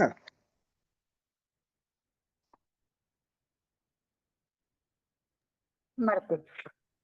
Thank you. ಯಾರನ್ನು ದೂಷಿಸದೆ ಮತ್ತು ನಿಮ್ಮ ಬಾಯಿಂದ ಯಾವ ಕೆಟ್ಟ ಮಾತು ಹೊರಡಬಾರದು. ಭಕ್ತಿಯನ್ನು ವೃದ್ಧಿ ಮಾಡುವಂತ ಕಾಲೋಚಿತವಾದ ಮಾತು ಇದ್ದರೆ ಕೇಳುವವರ ಹಿತಕ್ಕಾಗಿ ಅದನ್ನು ಆಡಿರಿ ಎಂಬ ಆದೇಶದ ಉದ್ದ, ಅಗಲ ಮತ್ತು ಅದರ ಆಳವನ್ನು ಕ್ರೈಸ್ತರು ಎಂದು ಕಲಿತುಕೊಳ್ಳಲಿರುವರು. ತೀತ 3:2, ಎಫೆಸ 4:29. ನಿಜವಾಗಿಯೂ ದೇವರ ಮಕ್ಕಳಾಗಿರುವವರಲ್ಲಿ ಕೆಲವರು ಒಂದು ಕೆಟ್ಟ ಮಾತನ್ನು ಹೇಳುವಲ್ಲಿ ಅದರಲ್ಲಿರುವ ಸತ್ಯಾಂಶದ ಬಗ್ಗೆ ನಾವು ಖಚಿತ ಮಾಡಿಕೊಂಡಿದ್ದರೂ ಅವರು ಒಂದು ಕೆಟ್ಟತನದ ಲೋಕವನ್ನೇ ಸೃಷ್ಟಿಸುತ್ತಿರಬಹುದೆಂಬುದನ್ನು ಕಲಿತುಕೊಳ್ಳಲು ಅವರಿಗೆ ಎಷ್ಟು ಸಮಯ ಹಿಡಿಯುವುದು? ಸತ್ಯವನ್ನು ನುಡಿಯುವುದು ಯಾವಾಗಲೂ ಅವಶ್ಯವಿಲ್ಲವೆಂಬುದನ್ನು, ಇಲ್ಲವೇ ಇತರರಿಗೆ ಭಕ್ತಿ ವೃದ್ಧಿಯನ್ನು ಉಂಟು ಮಾಡುವುದನ್ನು ಬಿಟ್ಟು ಹೀಗೆ ಮಾಡುವುದು ಎಂದೂ ಸೂಕ್ತವಲ್ಲವೆಂಬುದನ್ನು ಕಲಿತುಕೊಳ್ಳಲು ಅವರಿಗೆ ಎಷ್ಟು ಸಮಯ ಬೇಕಾಗುವುದು?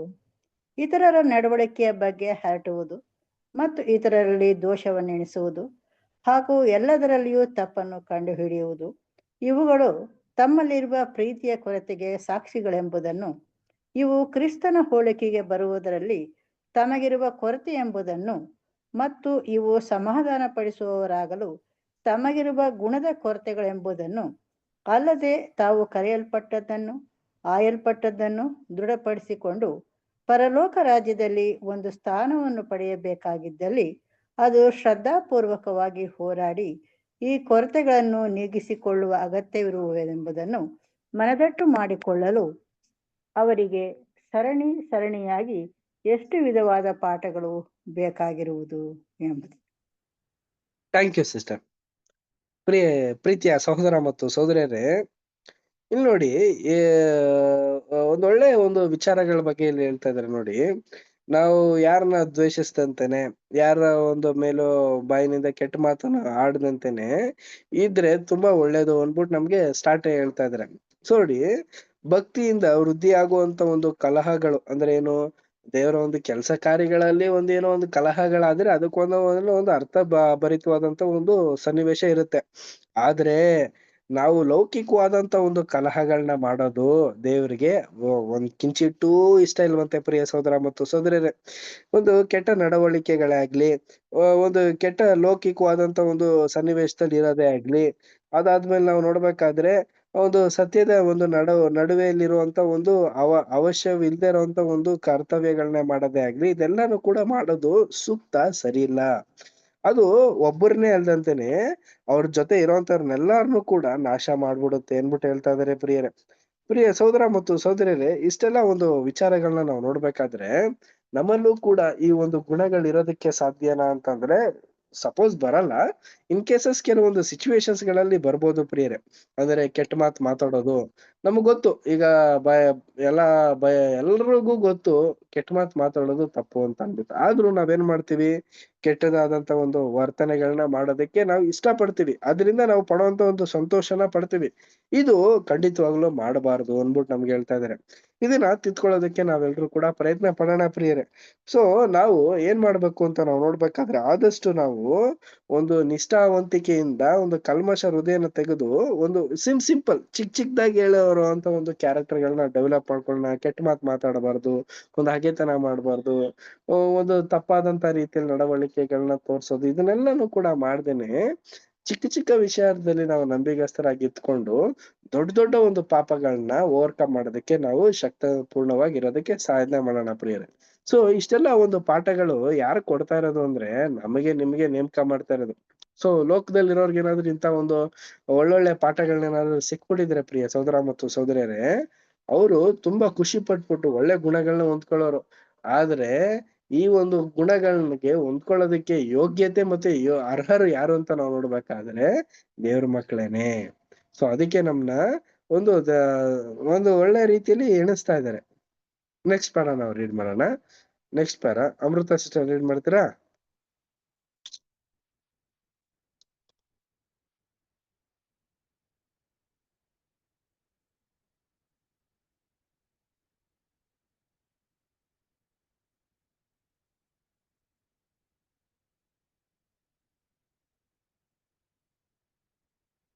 ಅಮೃತ ಸಿಸ್ಟರ್ ರೀಡ್ ಮಾಡ್ತೀರಾ ನೆಕ್ಸ್ಟ್ ಪ್ಯಾರ?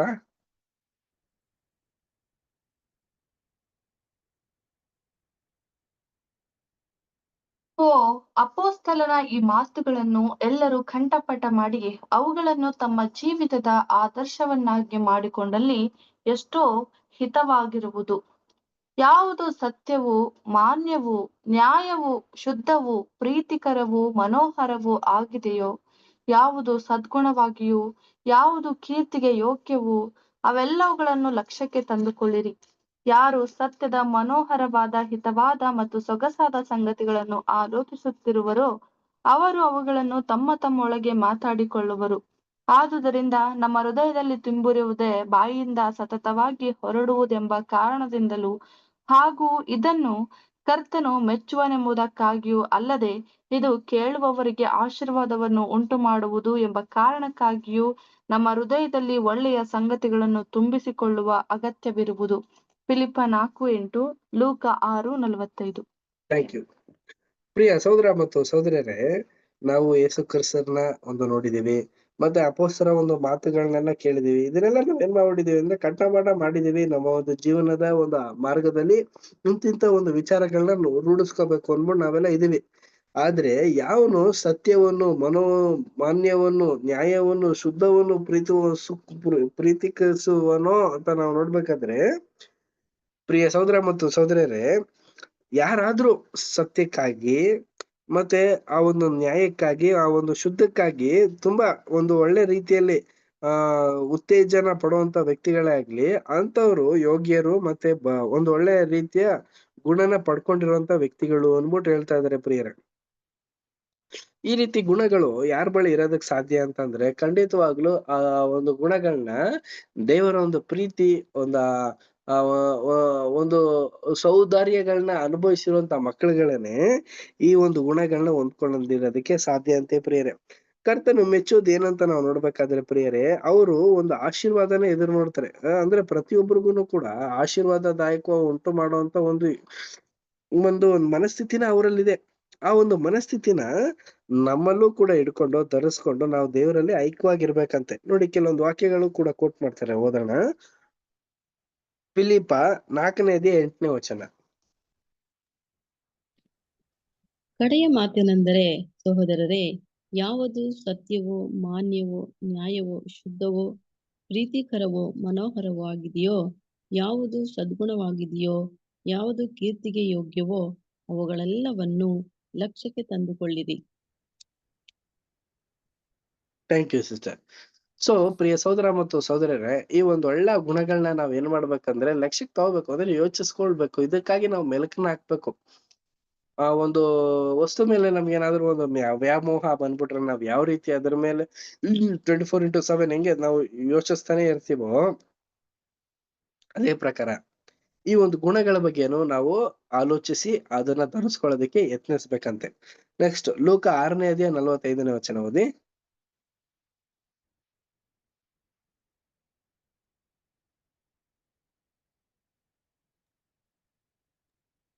ಒಳ್ಳೆಯವನು ತನ್ನ ಹೃದಯವೆಂಬ ಒಳ್ಳೆಯ ಬೊಕ್ಕಸದೊಳಗಿಂದ ಒಳ್ಳೆಯದನ್ನು ತರುತ್ತಾನೆ, ಕೆಟ್ಟವನು ಕೆಟ್ಟ ಬೊಕ್ಕಸದೊಳಗಿಂದ ಕೆಟ್ಟದ್ದನ್ನು ತರುತ್ತಾನೆ. ಹೃದಯದಲ್ಲಿ ತುಂಬಿರುವುದೇ ಬಾಯಲ್ಲಿ ಹೊರಡುವುದು.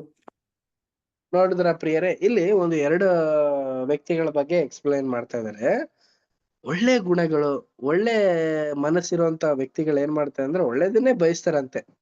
ಅದೇ ಕೆಟ್ಟ ಹೃದಯ, ಕೆಟ್ಟ ಮನಸ್ಥಿತಿ, ಬೇರೆಯವ್ರಿಗೆ ಒಂದು ಹಗೆತನ ಮಾಡ್ಬೇಕು ಅಂತ ಇರುವಂತ ವ್ಯಕ್ತಿಗಳು ಏನ್ ಮಾಡ್ತಾರೆ ಅಂತಂದ್ರೆ ಅದನ್ನೇ ಬಯಸ್ತಾರಂತೆ ಪ್ರಿಯರೇ. ಸೊ ನಾವ್ ಈ ಒಂದು 2ರಲ್ಲೂ ಕೂಡ ನಾವು ಯಾವ ಒಂದು ಸ್ಥಳದಲ್ಲಿ ಇದೀವಿ ಅಂತ ಅಂದ್ಬಿಟ್ಟು ನಾವೇ ಯೋಚಿಸ್ಬೇಕು ಹೊರತು ನಾವು ಮತ್ತೊಬ್ರಿಗೆ ತೀರ್ಪು ಮಾಡೋದಲ್ಲ.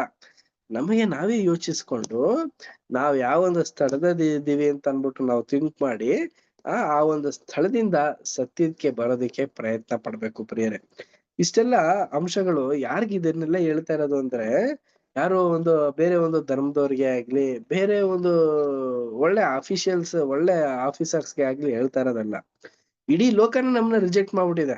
ಈ ರಿಜೆಕ್ಟ್ ಆಗಿರುವಂತ ಪೀಪಲ್ಸ್ ಜನರನ್ನ ದೇವ್ರು ಆರಿಸಿ ಒಂದು ಉನ್ನತವಾದಂತ ಸ್ಥಾನಕ್ಕೆ ತರ್ತಾ ಇದಾರೆ. ನಾವು ಇಷ್ಟಾದ್ರೂ ಒಂದು ಕೆಲಸ ಕಾರ್ಯ ಮಾಡೋದಕ್ಕೆ ಪ್ರಯತ್ನ ಪಡುವಂತರಾಗಿರೋಣ. ನೆಕ್ಸ್ಟ್ ಮುಂದಿನ ಪ್ಯಾರಾ ಅನು ಸಿಸ್ಟರ್ ರೀಡ್ ಮಾಡ್ತೀರಾ? ಮಾಡ್ತೇನೆ. Thank you. ಇಂಥವರು ತಮ್ಮ ಯತ್ನಗಳಿಗೆ ಯೋಗ್ಯವಾದ ಒಂದು ಬಹು ಅಮೂಲ್ಯವಾಗಿರುವ ವಾಗ್ದಾನವನ್ನು ಪಡೆದಿರುವರು. ಅದೇನೆಂದರೆ, ಅವರು ದೇವರ ಮಕ್ಕಳು ಅನ್ನಿಸಿಕೊಳ್ಳುವರು. ಅವರು ದೇವರ ಆತ್ಮವನ್ನು ಹೊಂದಿದವರಾಗಿದ್ದು, ಆತನ ಪ್ರಿಯ ಕುಮಾರನ ಹೋಲಿಕೆಯನ್ನು ತಮ್ಮ ಹೃದಯಗಳಲ್ಲಿ ಚಿತ್ರಿಸಿಕೊಂಡಿರುವರು. ಅವರು ಸತ್ಯವಾಕ್ಯದ ಮೂಲಕವಾಗಿ ಪ್ರತಿಷ್ಠಿತರಾಗಿರುವರು. ಅವರು ಕಡೆಯಲ್ಲಿ ಬೆಳಕಿನ ರಾಜ್ಯದೊಳಗೆ ದೇವಜನರ ಬಾಧ್ಯತೆಯಲ್ಲಿ ಪಾಲನ್ನು ಹೊಂದಲು ಯೋಗ್ಯರಾಗಿರುವರು. ಕೇವಲ ಇಂಥ ಹೃದಯವುಳ್ಳವರನ್ನೇ ದೇವರು ಯಾವಾಗಲೂ ತನ್ನ ಮಕ್ಕಳೆಂದು ಹಾಗೂ ಶ್ರೇಷ್ಠನಾದ ತನ್ನ ಕುಮಾರನು ನಮ್ಮ ಕರ್ತನೂ ಆದವನೊಡನೆ ಆ ರಾಜ್ಯದಲ್ಲಿ ಸಹಬಾಧ್ಯರೆಂದು ಮಾನ್ಯ ಮಾಡುವನು.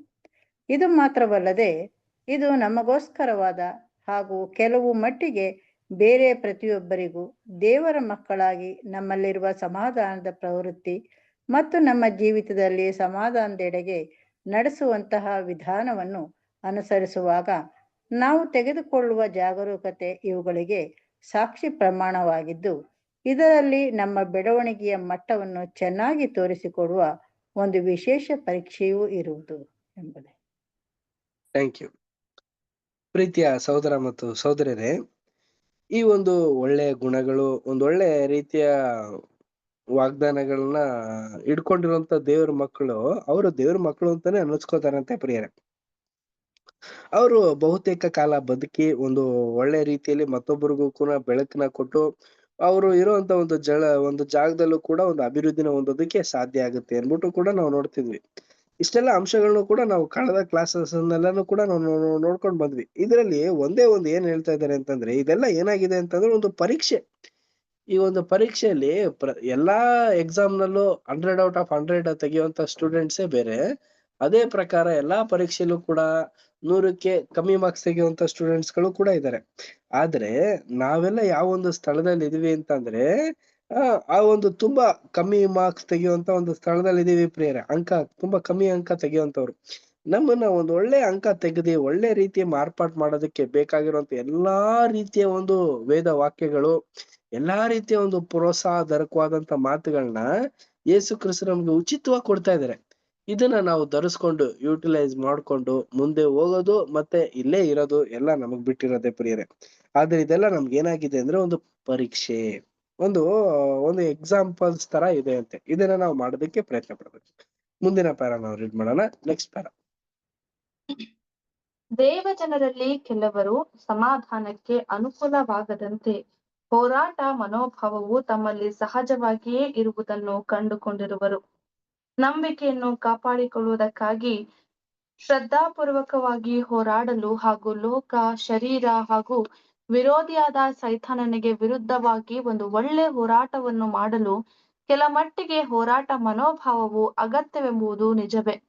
ಹೀಗಾಗಿ ತಮ್ಮಲ್ಲಿ ಹೋರಾಟ ಮನೋಭಾವವು ಸಹಜವಾಗಿಯೇ ಇರುವಂತವರು ಇತರರೊಂದಿಗೆ ಕೆಲವು ವಿಷಯಗಳಲ್ಲಿ ಸತತ ವಿರೋಧಗಳಿರುವುದನ್ನು ಕಂಡುಕೊಳ್ಳುವರು.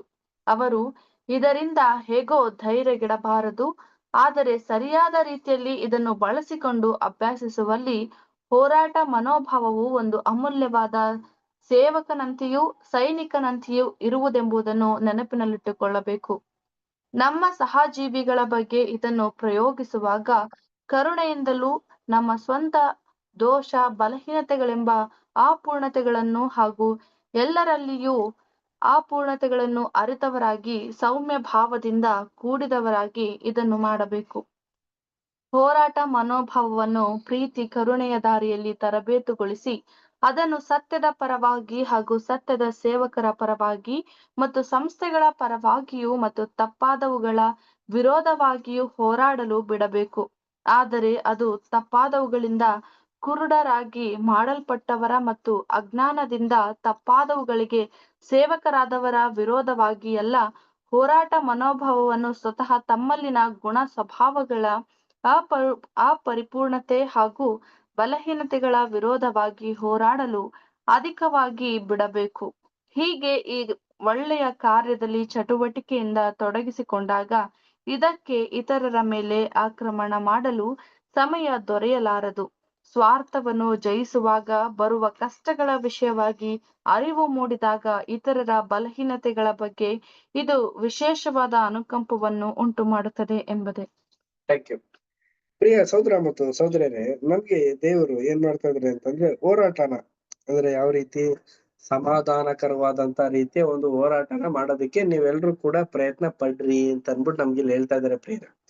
ಇದು ಯಾವ ಒಂದು ಮಾತಿನ ಒಂದು ಉಲ್ಲೇಖ ಅಂತ ನಾವು ನೋಡ್ಬೇಕಾದ್ರೆ, ಏನು ನಾವು ಈ ಒಂದು ಲೋಕದಲ್ಲೆಲ್ಲ ಸ್ಟ್ರೈಕ್ ಮಾಡ್ತಾರಲ್ಲ ಆ ರೀತಿ ಎಲ್ಲ ನಾವು ಸ್ಟ್ರೈಕ್ ಮಾಡ್ಬೇಕಾ ಈ ಎಲ್ಲಾ ಗುಣಗಳನ್ನ ಇಟ್ಕೊಂಡು ಅಂತ ನಾವು ನೋಡ್ಬೇಕಾದ್ರೆ ಇಲ್ಲ ಪ್ರಿಯರೇ. ನಾವು ಯಾವುದೇ ರೀತಿಯ ಈ ಒಂದು ಲೋಕದ ಒಂದು ಹೋರಾಟಗಳಿಗೆ ಆಗ್ಲಿ ಬೆಂಬಲನ ಕೊಡಬಾರ್ದು. ಎಕ್ಸಾಂಪಲ್ ಈಗ ಏನೇ ಒಂದು ಅಹಿಂಸಕರವಾದಂತ ಒಂದು ಘಟನೆಗಳೇ ಆಗ್ಲಿ ಅದಕ್ಕೆ ಕಮೆಂಟ್ ಮಾಡೋದು, ಅದು ಈ ರೀತಿ ಇರ್ಬಾರ್ದಾಯ್ತು, ಈ ರೀತಿ ಇರ್ಬೇಕು ಅಂತ ಅನ್ಬಿಟ್ಟು ಒಂದು 4 ಜನರ ಹತ್ರ ಚರ್ಚೆ ಮಾಡೋದು. ಅದಾದ್ಮೇಲೆ ನಾವು ಯಾವುದೇ ತರವಾದಂತ ಒಂದು ಲೌಕಿಕವಾದಂತ ಒಂದು ಚಟುವಟಿಕೆಗಳಲ್ಲಿ ಭಾಗವಹಿಸೋದು, ಇಂಥ ಒಂದು ಹೋರಾಟಗಳನ್ನ ನಾವು ಮಾಡೋದಕ್ಕೆ ಹೋಗ್ಲೇಬಾರ್ದು. ಇಂಥದಕ್ಕೆಲ್ಲ ನಮ್ಮನ್ನ ದೇವರು ಕರ್ದೇ ಇಲ್ಲ ಪ್ರಿಯ ಸಹೋದರ ಮತ್ತು ಸಹೋದರ. ನಮ್ಮ ಹೋರಾಟ ಏನು ಅಂತಂದ್ರೆ ನಮ್ಮ ಒಂದು ನೂತನ ಸೃಷ್ಟಿಗೂ ಮತ್ತೆ ಹಳೆ ಸೃಷ್ಟಿಗೂ ಒಂದು ಹೋರಾಟ. ಅದೇ ತರ ಈ ಒಂದು ಸತ್ಯವೇದಕ್ಕೆ ವಿರುದ್ಧವಾಗಿ ಬರುವಂತ ಮಕ್ಕಳ ಹತ್ರ ಹೋರಾಟ. ಈ ಒಂದು ಸತ್ಯಕ್ಕೆ ಅನುಗುಣವಾಗಿ ತಪ್ಪಾದಂತ ಮಾರ್ಗದಲ್ಲಿ ನಡೀತಿರುವಂತ ಮಕ್ಕಳ ಹತ್ರ ಬಿಟ್ರೆ ಹೋರಾಟ, ಬೇರೆ ರೀತಿ ಒಂದು ಹೋರಾಟ ಮಾಡೋದಕ್ಕೆ ನಮ್ಗೆ ಸತ್ಯವೇದನೆ ಆಗ್ಲಿ, ಮೂಲಭೂತವಾದಂತ ಒಂದು ಬುಕ್ಸ್ ಗಳೇ ಆಗ್ಲಿ ನಮ್ಗೆ ಯಾವುದೇ ತರವಾದಂತ ಒಂದು ಬೆಂಬಲನ ಕೊಡ್ತಾ ಇಲ್ಲ. ಪ್ರಿಯ ಸಹೋದರ ಮತ್ತು ಸಹೋದರಿಯರೇ, ನಮ್ಗೆಲ್ಲ ಅನ್ನಿಸ್ಬೋದು, ಇಲ್ಲ ಬ್ರದರ್, ನಾವು ಈ ಒಂದು ಹೋರಾಟಕ್ಕೆ ನಾವು ಬೆಂಬಲನ ಕೊಡ್ಬೇಕು, ಇಂತ ಒಂದು ಹೋರಾಟ ನಾವು ಮಾಡೋದ್ರಿಂದ ನಮಗೂ ಮುಂದಿನ ದಿನದಲ್ಲಿ ರಕ್ಷಣೆ ಸಿಗುತ್ತೆ, ನಮ್ಮ ಒಂದು ಕುಟುಂಬಕ್ಕೂ ಮುಂದಿನ ದಿನದಲ್ಲಿ ರಕ್ಷಣೆ ಸಿಗುತ್ತೆ ಅಂತ ಅನ್ಬಿಟ್ಟು ನಾವೇನಾದ್ರೂ ಆ ಒಂದಕ್ಕೆ ಯಾವುದೇ ಒಂದು ಲೌಕಿಕವಾದಂತ ವಿಚಾರಕ್ಕೆ ನಾವೇನಾದ್ರೂ ಹೋರಾಟಕ್ಕೆ ನಾವೇನಾದ್ರೂ ಬೆಂಬಲ ಕೊಟ್ರೆ ಅದು ಸಂಪೂರ್ಣವಾದಂತ ವಿನಾಶಕ್ಕೆ ಒಳಗೊಳ್ಳುವಂತದ್ದಾಗಿರುತ್ತೆ ಪ್ರಿಯರೇ. ಸೊ ಈ ಒಂದು ಲೋಕದಲ್ಲಿ ನಡೀತಿರುವಂತ ಎಲ್ಲಾ ತರ ಹೋರಾಟಗಳನ್ನ ನೀವು ನೋಡಿ ಪ್ರಿಯರೇ, ಅದೇನಾಗುತ್ತೆ ಒಂದಲ್ಲ ಒಂದು ದಿನ ರಿವರ್ಸ್ ಆಗೇನೆ ಬರುತ್ತೆ ಪ್ರಿಯರೇ. ಅಂದ್ರೆ ಏನು ರಿಸಲ್ಟ್ ಇಲ್ದೇ ಇರೋ ರೀತಿಯಲ್ಲೇ ಬರೋದು. ಆದ್ರಿಂದ ನಾವಾದರೂ ಪ್ರಿಯ ಸಹೋದರ ಮತ್ತು ಸಹೋದರಿಯರೇ, ಈ ಒಂದು ಲೋಕದಲ್ಲಿ ಒಂದು ಅಜ್ಞಾನಿಗಳು ಎಲ್ಲ ಮಾಡ್ತಾರಲ್ಲ, ಆ ಒಂದು ಅಜ್ಞಾನವಾದಂತ ಒಂದು ಕೆಲಸ ಕಾರ್ಯಗಳನ್ನ ಮಾಡ್ದೇನೆ ಜ್ಞಾನ ಭರಿತವಾಗಿರುವಂತ ಸತ್ಯವೇದದ ಒಂದು ವಾಕ್ಯಗಳನ್ನ ಆ ಒಂದು ರೀತಿಯ ಹೋರಾಟನ ಹೋರಾಡಿ ಆ ಒಂದು ಗುಣಗಳನ್ನ ಪಡ್ಕೊಳ್ಳೋದಕ್ಕೆ ಹೋರಾಟ ಪಡೋಣ. ದೇವರ ದೃಷ್ಟಿಲಿ ಒಂದು ನೀತಿವಂತರಾಗಿ ಕಾಣಿಸೋದಕ್ಕೆ ಯೋಗ್ಯರಾಗಿ ಇರೋಣ ಅನ್ಬಿಟ್ಟು ನಮ್ಗೆ ಈ ಒಂದು ಕಾಂಟೆಕ್ಸ್ಟ್ ನಲ್ಲಿ ನಮ್ಗೆ ಮಾಹಿತಿನ ಕೊಡ್ತಾ ಇದ್ದಾರೆ. ಸೊ ಇದನ್ನೆಲ್ಲ ನಾವು ನೋಡ್ಬೇಕಾದ್ರೆ ತುಂಬಾ ಡೀಪ್ ಮೀನಿಂಗ್ ಇದೆ ಪ್ರಿಯ ಸಹೋದರ ಮತ್ತು ಸಹೋದರಿಯರ. ಇಂತ ಒಂದು ಗುಣಗಳನ್ನ ನಾವು ಧರಿಸ್ಕೊಳ್ಳೋಣ. ಆದಷ್ಟು ನಾವು ಪ್ರಾರ್ಥನೆ ಪೂರ್ವಕ ಇರೋದಕ್ಕೆ ಪ್ರಯತ್ನ ಪಡೋಣ. ಸೊ ನಮ್ಮ ಒಂದು ಲೈಫ್ ಏನಾಗಿರ್ಬೇಕು ಅಂತಂದ್ರೆ ದೇವರಿಗೆ ಮೀಸಲಾಗಿರುವಂತ ಒಂದು ಸ್ವಕೀಯ ಜನರಾಗಿರುವಂತ ಒಂದು ಲೈಫ್ ಸ್ಟೈಲ್ ಆಗಿರ್ಬೇಕೇ ಹೊರತು ಒಂದು ದೇವರ ಒಂದು ಬಿಟ್ಟಿ ಹೋಗಿರುವಂತ ಒಂದು ದೇವ ಜನರಾಗಿರೋದಲ್ಲ ರೀ. ಇದನ್ನೆಲ್ಲ ನಾವು ನೋಡ್ಬೇಕಾದ್ರೆ ಪ್ರಿಯರೇ, ಈ ಒಂದು ಲೋಕದಲ್ಲಿ ಇರುವಂತ ಒಂದು ಜನರಿಗೆ ಏನಾದ್ರೂ ಇಂತ ಒಂದು ಪಾಯಿಂಟ್ ಗಳನ್ನ ನಾವೇನಾದ್ರೂ ಹೇಳ್ಬಿಟ್ರೆ ಅವರು ನಮ್ನ ಇವರು ತುಂಬಾ ಅಬ್ನಾರ್ಮಲ್ ಆಗ್ಬಿಟ್ಟಿದ್ದಾರೆ ಅಂತ ಅಂದ್ಬಿಟ್ಟು ಥಿಂಕ್ ಮಾಡ್ತಾರೆ. ಇಲ್ಲ ರೀ, ಸೊ ನಾವು ನಾರ್ಮಲ್ ಆಗೇನೆ ಇದೀವಿ, ಆದ್ರೆ ಅಬ್ನಾರ್ಮಲ್ ಆಗಿರುವಂತ ಈ ಒಂದು ಪ್ರಪಂಚದಲ್ಲಿ ಯಾವ ರೀತಿ ನಾವ್ ಇರ್ಬೇಕು ಅನ್ಬಿಟ್ರೆ ನಮ್ಗೆ ಈ ಒಂದು ಪಾಠಗಳು. ನೆಕ್ಸ್ಟ್ ಸಪರೇಟಿಂಗ್ ಮುಖಾಂತರ ನಾವು ಪಾಠ ಸ್ಟಾರ್ಟ್ ಮಾಡೋಣ. ಬೇರೆ ನೆಕ್ಸ್ಟ್ ಪ್ಯಾರ ಯಾರು ರೀಡ್ ಮಾಡ್ತೀರಾ? ಯಾರ ಬಳಿ ಇದೆ ಬುಕ್? ಯಾರ ಬಳಿ ಇದೆ? ಸರೋಜಾ ಸಿಸ್ಟರ್, ದೀಪಾ ಸಿಸ್ಟರ್, ಯಾರ ಬಳಿ ಏನಾದ್ರೂ ಇದೆಯಾ? Okay, Amrutha sister next para read ಮಾಡ್ತೀರಾ?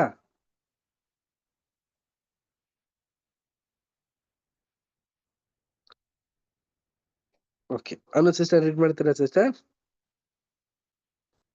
ಮಾಡ್ತೀನಿ. Thank you. ಪರಲೋಕದಲ್ಲಿ ಶ್ರೇಷ್ಠವಾದ ಪ್ರತಿಫಲವನ್ನು ಗಳಿಸುವುದು.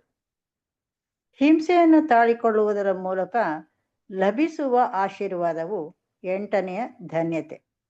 ದೇವಜನರಿಗೆ ಹಿಂದೆ ಹೇಳಿದ ಕರ್ತನ ಕೆಲವು ಕೃಪಾಗುಣಗಳಿಂದ ದೊರೆಯುವ ಧನ್ಯತೆಯ ಅನುಭವವನ್ನು ಗಳಿಸುವವರೆಗೂ ಅಪೊಸ್ತಲನಾದ ಪೌಲನಿಗಾದಂತೆ ಉಪದ್ರವಗಳಲ್ಲಿಯೂ ಅಂದರೆ ವಿಜೃಂಭಿಸಿ ಉಲ್ಲಾಸವಾಗಿದ್ದೇವೆ ಎಂದು ಹೇಳುವ ಮಟ್ಟಕ್ಕೆ ತಲುಪಲು ಆಗುವುದಿಲ್ಲ. ಆದರೆ ನಮ್ಮ ಕರ್ತನು ವಿಧ ವಿಧವಾಗಿ ಹಿಂಸೆಗಳಲ್ಲಿನ ವ್ಯತ್ಯಾಸಗಳನ್ನು ತೋರಿಸಿ ಇತರ ಎಲ್ಲಾ ಬಗೆಗಳಿಂದ ಆಶೀರ್ವಾದಕರವಾದದ್ದನ್ನು ಪ್ರತ್ಯೇಕಿಸಿ ಅದರಲ್ಲಿರುವ ವಿಶೇಷತೆಯನ್ನು ಜಾಗರೂಕತೆಯಿಂದ ಗುರುತು ಮಾಡಿ ತೋರಿಸಿರುವನು. ಇತರರಲ್ಲಿ ದೋಷವೆಣಿಸುವುದು ಹಾಗೂ ಸಾಮಾನ್ಯವಾಗಿ ಜಗಳಗಂಟರಾಗಿರುವುದು ಅಲ್ಲದೆ ಎಲ್ಲರೊಡನೆ ಎಲ್ಲಾ ವಿಷಯಗಳಲ್ಲಿಯೂ ವಿರೋಧ ಮಾಡಿ ಕಲಹವೆಬ್ಬಿಸುವುದು, ಇವುಗಳ ಮೂಲಕವಾಗಿ ನಾವು ಹಿಂಸೆಯನ್ನು ಬರಮಾಡಿಕೊಳ್ಳಲಾಗುವುದು. ಇಲ್ಲವೇ ಮತಾಂಧತೆಯ ಮೂಲಕವಾಗಿ ನಾವು ಹಿಂಸೆಯನ್ನು ಬರಮಾಡಿಕೊಳ್ಳಲಾಗದು. ಬದಲಾಗಿ ನಾವು ಸ್ವಸ್ಥ ಚಿತ್ತ ಮನೋಭಾವವನ್ನು ಬೆಳೆಸಿಕೊಂಡವರಾಗಿ ಸತ್ಯವೇದದಲ್ಲಿ ಪ್ರಕಟವಾಗಿರುವಂತೆ ಕರ್ತನಲ್ಲಿರುವ ಸ್ವಸ್ಥ ಚಿತ್ತತೆಯು ಏನೆಂಬುದನ್ನು ಹಂತ ಹಂತವಾಗಿ ಕಲಿಯುತ್ತಾ ಹೋಗೋಣ. ಹೀಗಿದ್ದರೂ ನಾವು ಮತಾಂಧರೆಂದು ಲೋಕವು ನಮ್ಮ ಮೇಲೆ ತಪ್ಪಾಗಿ ಆರೋಪಿಸಿರುವುದರಲ್ಲಿ ಸಂಶಯವಿಲ್ಲ. ಯಾಕೆಂದರೆ ಅನೇಕ ಸಾರಿ ಮಾನುಷ ಜ್ಞಾನವು ದೇವರ ದೃಷ್ಟಿಯಲ್ಲಿ ಹುಚ್ಚುತನವಾಗಿ ತೋರುವಂತೆಯೇ ದೇವಜ್ಞಾನವು ಮನುಷ್ಯರ ದೃಷ್ಟಿಯಲ್ಲಿ ಹಲವು ವೇಳೆ ಹುಚ್ಚುತನವೆಂದು ಎಣಿಸಲ್ಪಟ್ಟಿರುವುದು. Thank you sister.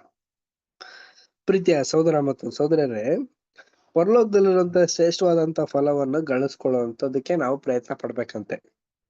ನೋಡಿ, ನಮ್ಮಲ್ಲಿ ಈ ಒಂದು ರೀತಿಯ ಈ ಒಂದು ಜನರ ಮಧ್ಯದಲ್ಲಿ ನಾವ್ ಇರೋದ್ರಿಂದ ಏನಾಗ್ತಿದೀವಿ ಅಂತಂದ್ರೆ ದೇವರ ಒಂದು ಹಿಂಸೆಗಳೇ ಆಗ್ಲಿ, ಲೌಕಿಕವಾದಂತ ಒಂದು ಹಿಂಸೆಗಳನ್ನೇ ಆಗ್ಲಿ, ಎರಡೂ ಕೂಡ ಅಟ್ ಎ ಟೈಮ್ ಒಂದೇ ತರನೇ ನಾವು ನೋಡ್ತಾ ಇದೀವಿ.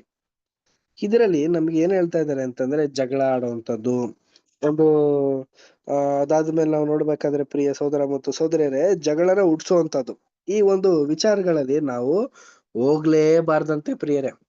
ಈಗ ಫಸ್ಟ್ ಆಫ್ ಆಲ್ ನಮ್ಗೆ ಇಲ್ಲಿ ಏನ್ ಮಾತು ಹೇಳ್ತಾ ಇದಾರೆ ಅಂತಂದ್ರೆ, ಜಗಳ ಆಗೋಂತ ವ್ಯಕ್ತಿಗಳನ್ನ ನಾವು ಸನ್ಸೋದೇ ಬೇಡ, ಅವರಿಂದ ನಾವು ದೂರ ಇದ್ಬಿಟ್ರೆ ತುಂಬಾ ಒಳ್ಳೇದು ಅನ್ಬಿಟ್ಟು ಹೇಳ್ತಾ ಇದಾರೆ. ಇದು ತುಂಬಾ ಒಳ್ಳೇದಾ ಅಂತಂದ್ರೆ ಖಂಡಿತವಾಗ್ಲೂ ಒಳ್ಳೇದು. ಈಗ ನಾವು ಜ್ಞಾನೋಕ್ತಿ 30ನೇ ಅಧ್ಯಾಯನೇ ಆಗ್ಲಿ, ಜ್ಞಾನೋಕ್ತಿ 26ನೇ ಅಧ್ಯಾಯನೇ ಆಗ್ಲಿ, ಸೊ ನಾವು ನೋಡ್ಬೇಕಾದ್ರೆ ಪ್ರಿಯ ಸಹೋದರ ಮತ್ತು ಸಹೋದರಿಯರೇ, ಅಲ್ಲಿ ಒಂದು ವಾಕ್ಯ ಬರುತ್ತೆ. ಈಗ ಬೆಂಕಿ ಹತ್ತಬೇಕು ಅಂತಂದ್ರೆ ಕಟ್ಟಿಗೆಗಳನ್ನ ಕೊಟ್ರೇನೆ ಬೆಂಕಿ ಹತ್ತಕ್ ಸಾಧ್ಯ. ಅದೇ ತರಾನೇ ನಾವು ಮಾತಾಡಿದ್ರೇನೆ ಜಗಳ ಆಗೋದು. ಆದಷ್ಟು ನಾವು ಕಟ್ಗೆನೆ ಕೊಡದೆ ಹೋದ್ರೆ ಬೆಂಕಿ ಆರೋಗ್ಬಿಡುತ್ತೆ, ಜಗಳ ನಿಂತೋಗ್ಬಿಡುತ್ತೆ. ಆ ತರ ಒಂದು ಜ್ಞಾನದಲ್ಲಿ ಇರ್ಬೇಕಂತೆ ಪ್ರಿಯ ಸಹೋದರ ಮತ್ತು ಸಹೋದರರೇ. ಪರಲೋಕದಲ್ಲಿರುವಂತ ಶ್ರೇಷ್ಠವಾದಂತ ಫಲಗಳು ಅಂತ ನಾವು ನೋಡ್ಬೇಕಾದ್ರೆ, ಪರಲೋಕದಲ್ಲಿ ನಾವು ಬೈಬಲ್ ಅಲ್ಲಿ ಎಲ್ಲಾದ್ರೂ ಜಗಳ ಆಗಿರೋದು ಅಂತ ಅನ್ಬಿಟ್ಟು ನಾವೇನೋ ನೋಡ್ತೀವ? ಇಲ್ಲ. ಅಲ್ಲಿ ಏನಾಗಿದೆ, ಒಂದು ನೀತಿ ಸ್ಥಾಪನೆ ಆಗಿದೆ, ಒಂದು ಶಾಂತಿ ಸಮಾಧಾನ ಇದೆ. ಆ ರೀತಿ ಇರೋದಕ್ಕೆ ನಾವು ಪ್ರಯತ್ನ ಪಡ್ಬೇಕಂತೆ ಪ್ರಿಯ ಸಹೋದರ ಮತ್ತು ಸಹೋದರರೇ.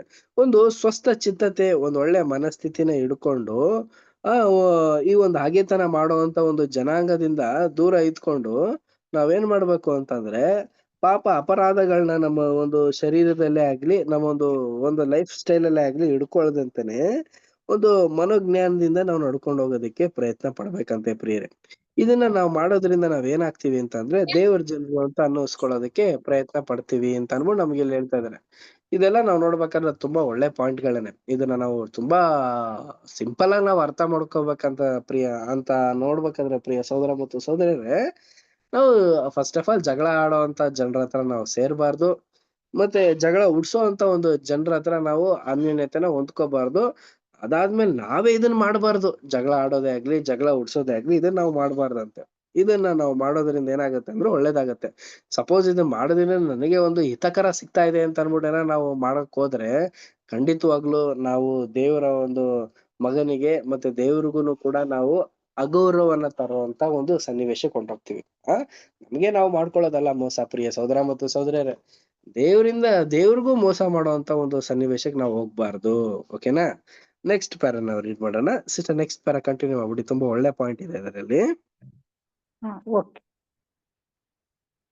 ಎಂದಾದರೂ ನಾವು ಅನುಸರಿಸುವ ಕ್ರಿಯಾವಿಧಾನವು ಮತಾಂಧತೆ ಉಳ್ಳದ್ದು, ಸೂಕ್ಷ್ಮವಲ್ಲದ್ದು ಹಾಗೆ ಕಂಡು ಬಂದಲ್ಲಿ, ಆಗ ಇದೇ ವಿಧವಾದ ಮನೋಭಾವ, ಉಪದೇಶ ಹಾಗೂ ನಿರ್ದೇಶನಗಳು ನಮ್ಮ ಕರ್ತನಲ್ಲಿ ಮತ್ತು ಅಪೊಸ್ತಲರಲ್ಲಿ ಕಂಡು ಬಂದಿರುವುದು ಏನೋ ಎಂಬುದನ್ನು ನಾವು ಖಚಿತ ಮಾಡಿಕೊಳ್ಳುವವರೆಗೂ ಅದನ್ನು ಮಾಡಲು ನಾವು ಹಿಂಜರಿಯಬೇಕು.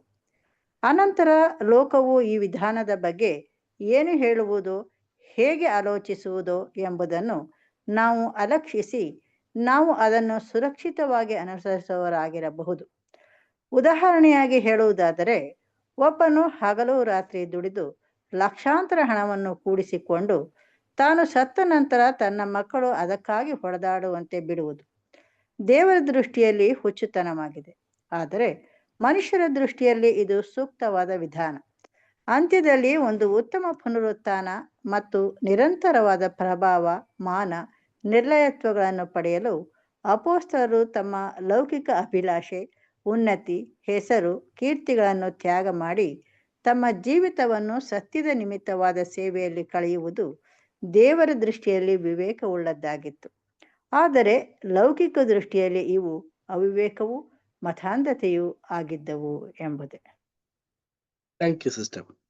ಪ್ರೀತಿಯ ಸಹೋದರ ಮತ್ತು ಸಹೋದರಿಯರೇ, ಸೊ ನಮ್ಗೆ ಇಲ್ಲಿ ಒಂದು ಮತಾಂಧತೆ ಅನ್ನೋದ್ರ ಬಗ್ಗೆ ನಮ್ಗೆ ಇಲ್ಲಿ ಅಂಶ ಕೊಡ್ತಾ ಇದ್ದಾರೆ. ಏನಿದು ಮತಾಂಧತೆ ಅಂತ ನಾವು ನೋಡ್ಬೇಕಾದ್ರೆ, ಈಗ ನಾವು ದೇವರ ಒಂದು ವಿಚಾರನ ಮತ್ತೊಬ್ರಿಗೆ ಹೇಳೋದು. ಈ ಒಂದು ವಿಚಾರದಲ್ಲಿ ನಾವ್ ಏನಾಗೋಗ್ತೀವಿ ಅಂತಂದ್ರೆ ಅಗ್ರೆಷನ್ ತೋರಿಸ್ಬಿಡ್ತೀವಿ. ಅಂದ್ರೆ ಯಾವ ರೀತಿ ಅಂತಂದ್ರೆ, ಒಂದು ವಿಶೇಷವಾದಂತ ರೀತಿಯಲ್ಲಿ ಅದನ್ನ ವ್ಯಕ್ತಪಡಿಸೋದಕ್ಕೆ ಹೋಗಿ ಅದು ಏನಾಗ್ಬಿಡುತ್ತೆ ಅಂದ್ರೆ ತಪ್ಪಾದಂತ ಒಂದು ಮಾಹಿತಿಗಳನ್ನ ಹಂಚುವಂತ ಒಂದು ಸನ್ನಿವೇಶ ಪ್ರಿಯರೇ. ಈ ರೀತಿ ಮಾಡೋದ್ರಿಂದ ಏನಾಗುತ್ತೆ ಅಂತಂದ್ರೆ, ಇದು ಕಂಪ್ಲೀಟ್ ಆಗಿ ಏನಾಗುತ್ತೆ ಅಂದ್ರೆ ತಪ್ಪಾಗಿರುತ್ತೆ. ಕಂಪ್ಲೀಟ್ ಆಗಿ ಹೇಳ್ಬೇಕಾದ್ರೆ ಇದು ತಪ್ಪೇ ಪ್ರಿಯರೇ. ಮತಾಂಧತೆ ಅಂತ ನಾವು ನೋಡ್ಬೇಕಾದ್ರೆ ಒಂದು ವ್ಯಕ್ತಿನ ಒಂದು ಬೇರೆ ಒಂದು ಧರ್ಮದಿಂದ ಇನ್ನೊಂದು ಧರ್ಮಕ್ಕೆ ತರೋದಕ್ಕೆ ಪ್ರಯತ್ನ ಪಡುವಂತದ್ದು. ನೋಡಿ, ಇದು ನಾವು ನೋಡ್ಬೇಕಾದ್ರೆ ಮತ್ತಾಯದಲ್ಲೂ ಕೂಡ ಹೇಳಿದ್ದಾರೆ. ಯಾವ ರೀತಿ ಫರಿಸಾಯರು ಯಾವ ರೀತಿ ಅನ್ಯ ಜನರನ್ನ ಯಾವ ರೀತಿ ಅವರು ಈ ಸೆಳೆಯೋದಕ್ಕೋಸ್ಕರ ಏನೆಲ್ಲಾ ಒಂದು ಸಾಹಸಗಳನ್ನ ಮಾಡ್ತಾ ಇದ್ರೋ, ಆ ರೀತಿ ಸಾಹಸಗಳು ಈಗ್ಲೂ ಕೂಡ ನಮ್ಮ ಒಂದು ಜೀವನ ಶೈಲಿಗಳಲ್ಲಿ ನಡೀತಾ ಇದೆ. ಇದು ದೇವ್ರು ಏನ್ ಹೇಳ್ತಾ ಇದಾರೆ, ಇದನ್ನ ಮಾಡಕ್ ಹೋಗ್ಬೇಡಿ. ಅವ್ರಿಗೆ ದೇವ್ರ ಚಿತ್ತ ಇದ್ರೆ ಅಂತ ಮಕ್ಕಳು ದೇವ್ರ ಕಡೆ ತಿರುಗ್ತಾರೆ ಹೊರತು, ನಾವು ಪ್ರಯತ್ನ ಪಟ್ಟು ತುಂಬಾ ಅಗ್ರೆಷನ್ ಮೂಡ್ಗೆಲ್ಲ ಹೋಗಿ ತಪ್ಪಾದಂತ ರೀತಿಯಲ್ಲಿ ಅವ್ರನ್ನ ತರೋದು ತುಂಬಾ ಸೂಕ್ತ, ಒಳ್ಳೇದಲ್ಲ, ತಪ್ಪು ಅನ್ಬಿಟ್ಟು ನಮ್ಗೆ ಇಲ್ಲೊಂದ್ ಮಾಹಿತಿ ಹೇಳ್ತಾ ಇದಾರೆ. ಇನ್ನೊಂದು ನಾವು ನೋಡ್ಬೇಕಾದ್ರೆ ಈ ಒಂದು ಲೋಕದಲ್ಲಿ ಏನಾಗ್ಬಿಟ್ಟಿದೆ ಅಂತಂದ್ರೆ, ಲೋಕದಲ್ಲಿರುವಂತ ಒಂದು ಜನಗಳೆಲ್ಲ ತಪ್ಪಾದಂತ ಒಂದು ಆಲೋಚನೆಗಳಲ್ಲಿ ಅವರ ಒಂದು ಸುರಕ್ಷತೆಗೆ ತಕ್ಕಂತ ರೀತಿಯಲ್ಲಿ ಮಾಡ್ಕೊಂಡು ಹೋಗ್ತಾ ಇದಾರೆ ಅಂತೆ. ಏನ್ ಸುರಕ್ಷಿತವಾದಂತ ರೀತಿಯಲ್ಲಿ ಮಾಡ್ಕೊಳಕ್ ಹೋಗ್ತಾ ಇದಾರೆ, ಅದೇನಾಗಿದೆ ದೇವರ ಒಂದು ದೃಷ್ಟಿಯಲ್ಲಿ ತಪ್ಪಾದಂತ ರೀತಿಯಲ್ಲಿ ಕಾಣಿಸ್ತಾ ಇದೆ ಅಂತ ನಾವು ನೋಡ್ಬೇಕಾದ್ರೆ ಒಂದು ಉದಾಹರಣೆ ಕೊಡ್ತಾರೆ. ಒಬ್ಬ ವ್ಯಕ್ತಿ ಇದ್ದಂತೆ, ಅವನು ಹಗಲು ರಾತ್ರಿ ದುಡಿದು ಲಕ್ಷಾಂತರ ರೂಪಾಯಿನ ದುಡ್ಡನ್ನ ಸಂಗ್ರಹಿಸಿ ಅವನು ಒಂದು ಸತ್ತ ನಂತರ ಏನಾಗ್ಬಿಡುತ್ತೆ ಅಂದ್ರೆ, ಅವ್ರ ಮಕ್ಕಳು ಏನ್ ಮಾಡಿದ್ರು ಅಂತಂದ್ರೆ ಅದಕ್ಕಾಗಿ ಕಿತ್ತಾಟ ಮಾಡಿ ಒಂದು ತುಂಬಾ ಒಂದು ಮೋಸವಾದಂತ ಒಂದು ಜೀವಿತನ ಅವರು ಅನುಭವಿಸಿದ್ರು ಅಂತ ಅನ್ಬಿಟ್ಟು ನಾವು ನೋಡ್ತೀವಿ. ಇದರಿಂದ ಏನೊಂದು ಪಾಠ ಅಂತ ನಾವು ನೋಡ್ಬೇಕಾದ್ರೆ, ಪ್ರಿಯ ಸಹೋದರ ಮತ್ತು ಸಹೋದರಿ, ಇದೆಲ್ಲ ನಮ್ಮ ಎಲ್ಲರಿಗೂ ಕೂಡ ಒಂದು ಒಳ್ಳೆ ಪಾಠಗಳೇ. ನಾವು ಕೂಡ ನಮ್ಮಲ್ಲಿರುವಂತ ಒಂದು ಶಕ್ತಿ ಸಾಮರ್ಥ್ಯಗಳನ್ನ ಕೆಲ್ಸಕ್ಕೆ ಉಪಯೋಗಿಸಿ ಅದರಿಂದ ದುಡ್ಡನ್ನ ಮಾಡಿ ನಮ್ಮ ಮುಂದೆ ಬರುವಂತ ಒಂದು ಜನರೇಷನ್ ನಾವೇ ಹಾಳು ಮಾಡ್ತಾ ಇದ್ದೇವೆ ಹೊರತು ಅವರನ್ನ ಉದ್ಧಾರ ಮಾಡ್ತಾ ಇಲ್ಲ ಪ್ರಿಯರೇ.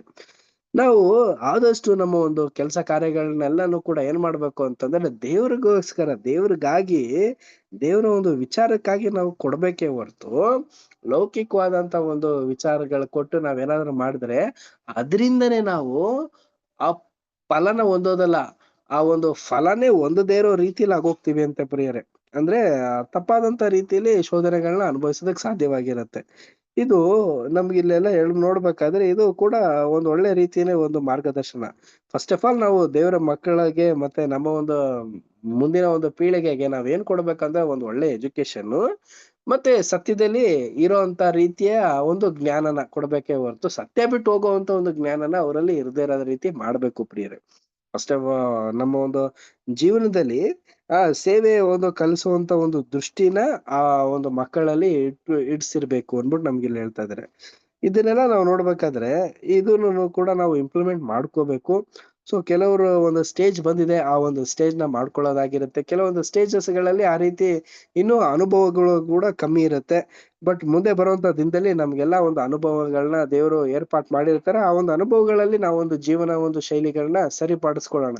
ಏನಕ್ಕಂತಂದ್ರೆ ಹೊಸ ಶೋಧನೆಗಳು ಬಂದಾಗ ಅದ್ರಲ್ಲಿ ಎಡವಿ ಬೀಳೋದು ಸಹಜ. ಆದ್ರೆ ಮತ್ತೆ ಮತ್ತೆ ಎಡವಿ ಬೀಳೋದಿದೆಯಲ್ಲ, ಅದು ನಮಗೆ ನಾವು ಮಾಡ್ಕೊಳ್ಳುವಂತ ಮೋಸ. ಎಚ್ಚೆತ್ಕೊಂಡು ಸತ್ಯದ ಮಾರ್ಗದಲ್ಲಿ ನಾವು ನಡ್ಕೊಂಡು ಹೋಗೋದಕ್ಕೆ ಪ್ರಯತ್ನ ಪಡೋಣ. ಏನಕ್ಕಂದ್ರೆ ನಮ್ಗೆ ಎಲ್ಲಾ ರೀತಿಯಲ್ಲೂ ಕೂಡ ಸಹಾಯ ಮಾಡೋದು ಯಾರು ಅಂದ್ರೆ ಯೇಸು ಕ್ರಿಸ್ತ ತಂದೆ ದೇವ್ರು. ಅವ್ರನಲ್ಲಿ ನಾವು ಪ್ರಾರ್ಥನೆ ಪೂರ್ವಕವಾಗಿ ನಾವು ಕೇಳ್ಕೊಂಡ್ರೆ ಖಂಡಿತವಾಗ್ಲೂ ಅವರು ನಮಗೆ ಮಾರ್ಗಸೂಚನೆ ಕೊಟ್ಟೇ ಕೊಡ್ತಾರೆ. ಸೊ ಇಲ್ಲಿಗೆ ನಾವು ಪಾಠನ ಸ್ಟಾಪ್ ಮಾಡೋಣ. ದೇವರು ಈ ವಾಕ್ಯಗಳನ್ನ ಆಶೀರ್ವದಿಸ್ಲಿ ಪ್ರಿಯ ಸಹೋದರ ಮತ್ತು ಸಹೋದರಿಯರೇ. ಮುಂದೆ ಬರುವಂತ ಒಂದು ವಾರದಲ್ಲಿ ಇನ್ನೂ ಒಳ್ಳೊಳ್ಳೆ ಗುಣಗಳ ಬಗ್ಗೆ ಎಕ್ಸ್ಪ್ಲನೇಷನ್ ಕೊಟ್ಟಿದ್ದಾರೆ, ಅದನ್ನೆಲ್ಲ ನಾವು ಅರ್ಥ ಮಾಡ್ಕೊಳ್ಳೋಣ. ಸೊ ಇದು ಬಂದು ನಾವು ನೋಡ್ಬೇಕಾದ್ರೆ ತುಂಬಾ ಒಂದು ವಿಸ್ತಾರಣವಾದಂತ ಒಂದು ಗುಣಗಳ ಬಗ್ಗೆ ನಮ್ಗೆ ಬರುವಂತದ್ದಾಗಿರುತ್ತೆ. ಅದನ್ನೆಲ್ಲ ನಾವು ಅರ್ಥ ಮಾಡ್ಕೊಂಡು ಆ ಒಂದು ಗುಣಗಳಿಗೆ ಆದಷ್ಟು ನಾವು ಅಪ್ಡೇಟ್ ಆಗೋದಕ್ಕೆ ಪ್ರಯತ್ನ ಪಡೋಣ. ದೇವ್ರ ಈ ವಾಕ್ಯಗಳನ್ನ ಆಶೀರ್ವದಿಸ್ಲಿ. ಕೊನೆಯದಾಗಿ ಒಂದು ಪ್ರಾರ್ಥನೆ ಮಾಡಿ ಈ ಒಂದು ಕೂಟನ ನಾವು ಅಂತ್ಯ ಮಾಡುವಂತವರಾಗಿರೋಣ. ಕೊನೆಯ ಪ್ರಾರ್ಥನೆಯನ್ನ ನಮ್ಮ ಸಹೋದರ ಆದಂತ ನವೀನ್ ಕುಮಾರ್ ಬ್ರದರ್ ಮಾಡ್ಬೇಕಾ ಕೇಳ್ಕೊಳ್ತೀನಿ. ನವೀನ್ ಬ್ರದರ್, ಎಂಡಿಂಗ್ ಪ್ರೇಯರ್ ಮಾಡ್ತೀರಾ?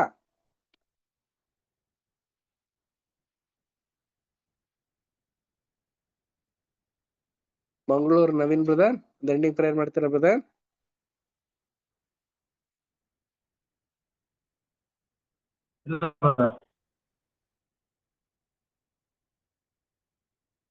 ಕೇಳಿಸ್ತಾ ಇದೆಯಾ brother? Okay. Tippesh Naik brother, ಒಂದು ಎಂಡಿಂಗ್ ಪ್ರೇಯರ್ ಮಾಡ್ತೀರಾ?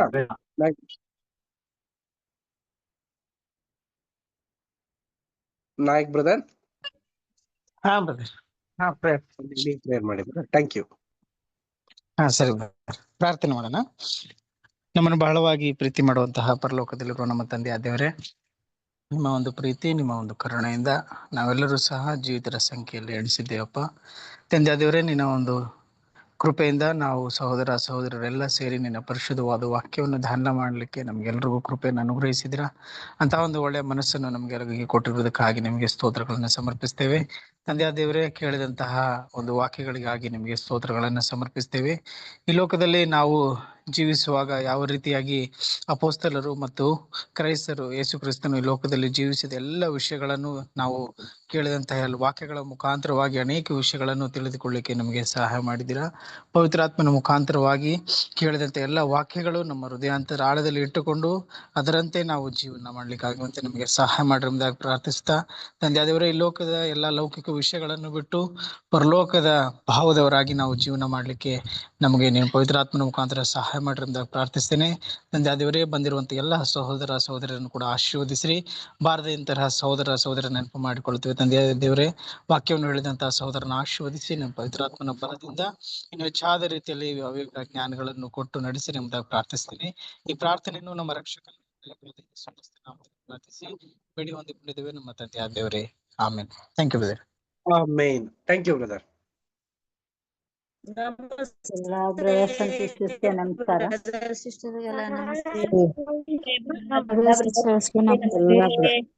ಎಲ್ಲ ಬ್ರದರ್ ಸಿಸ್ಟರ್ ನಮಸ್ತೆ ರೀ. ನಮಸ್ತೆ ಎಲ್ಲ ಎಲ್ಲರಿಗೂ ಬ್ರದರ್ಸ್ ಅಂಡ್ ಸಿಸ್ಟರ್ಸ್ಗೆ ನಮಸ್ತೆ. ನಮಸ್ತೆ ಬ್ರದರ್ಸ್ ಅಂಡ್ ಸಿಸ್ಟರ್ಸ್. ನಮಸ್ತೆ ರೀ.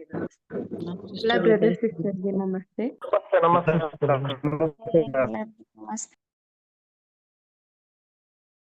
Thank you brothers and sisters. Bye. Good night.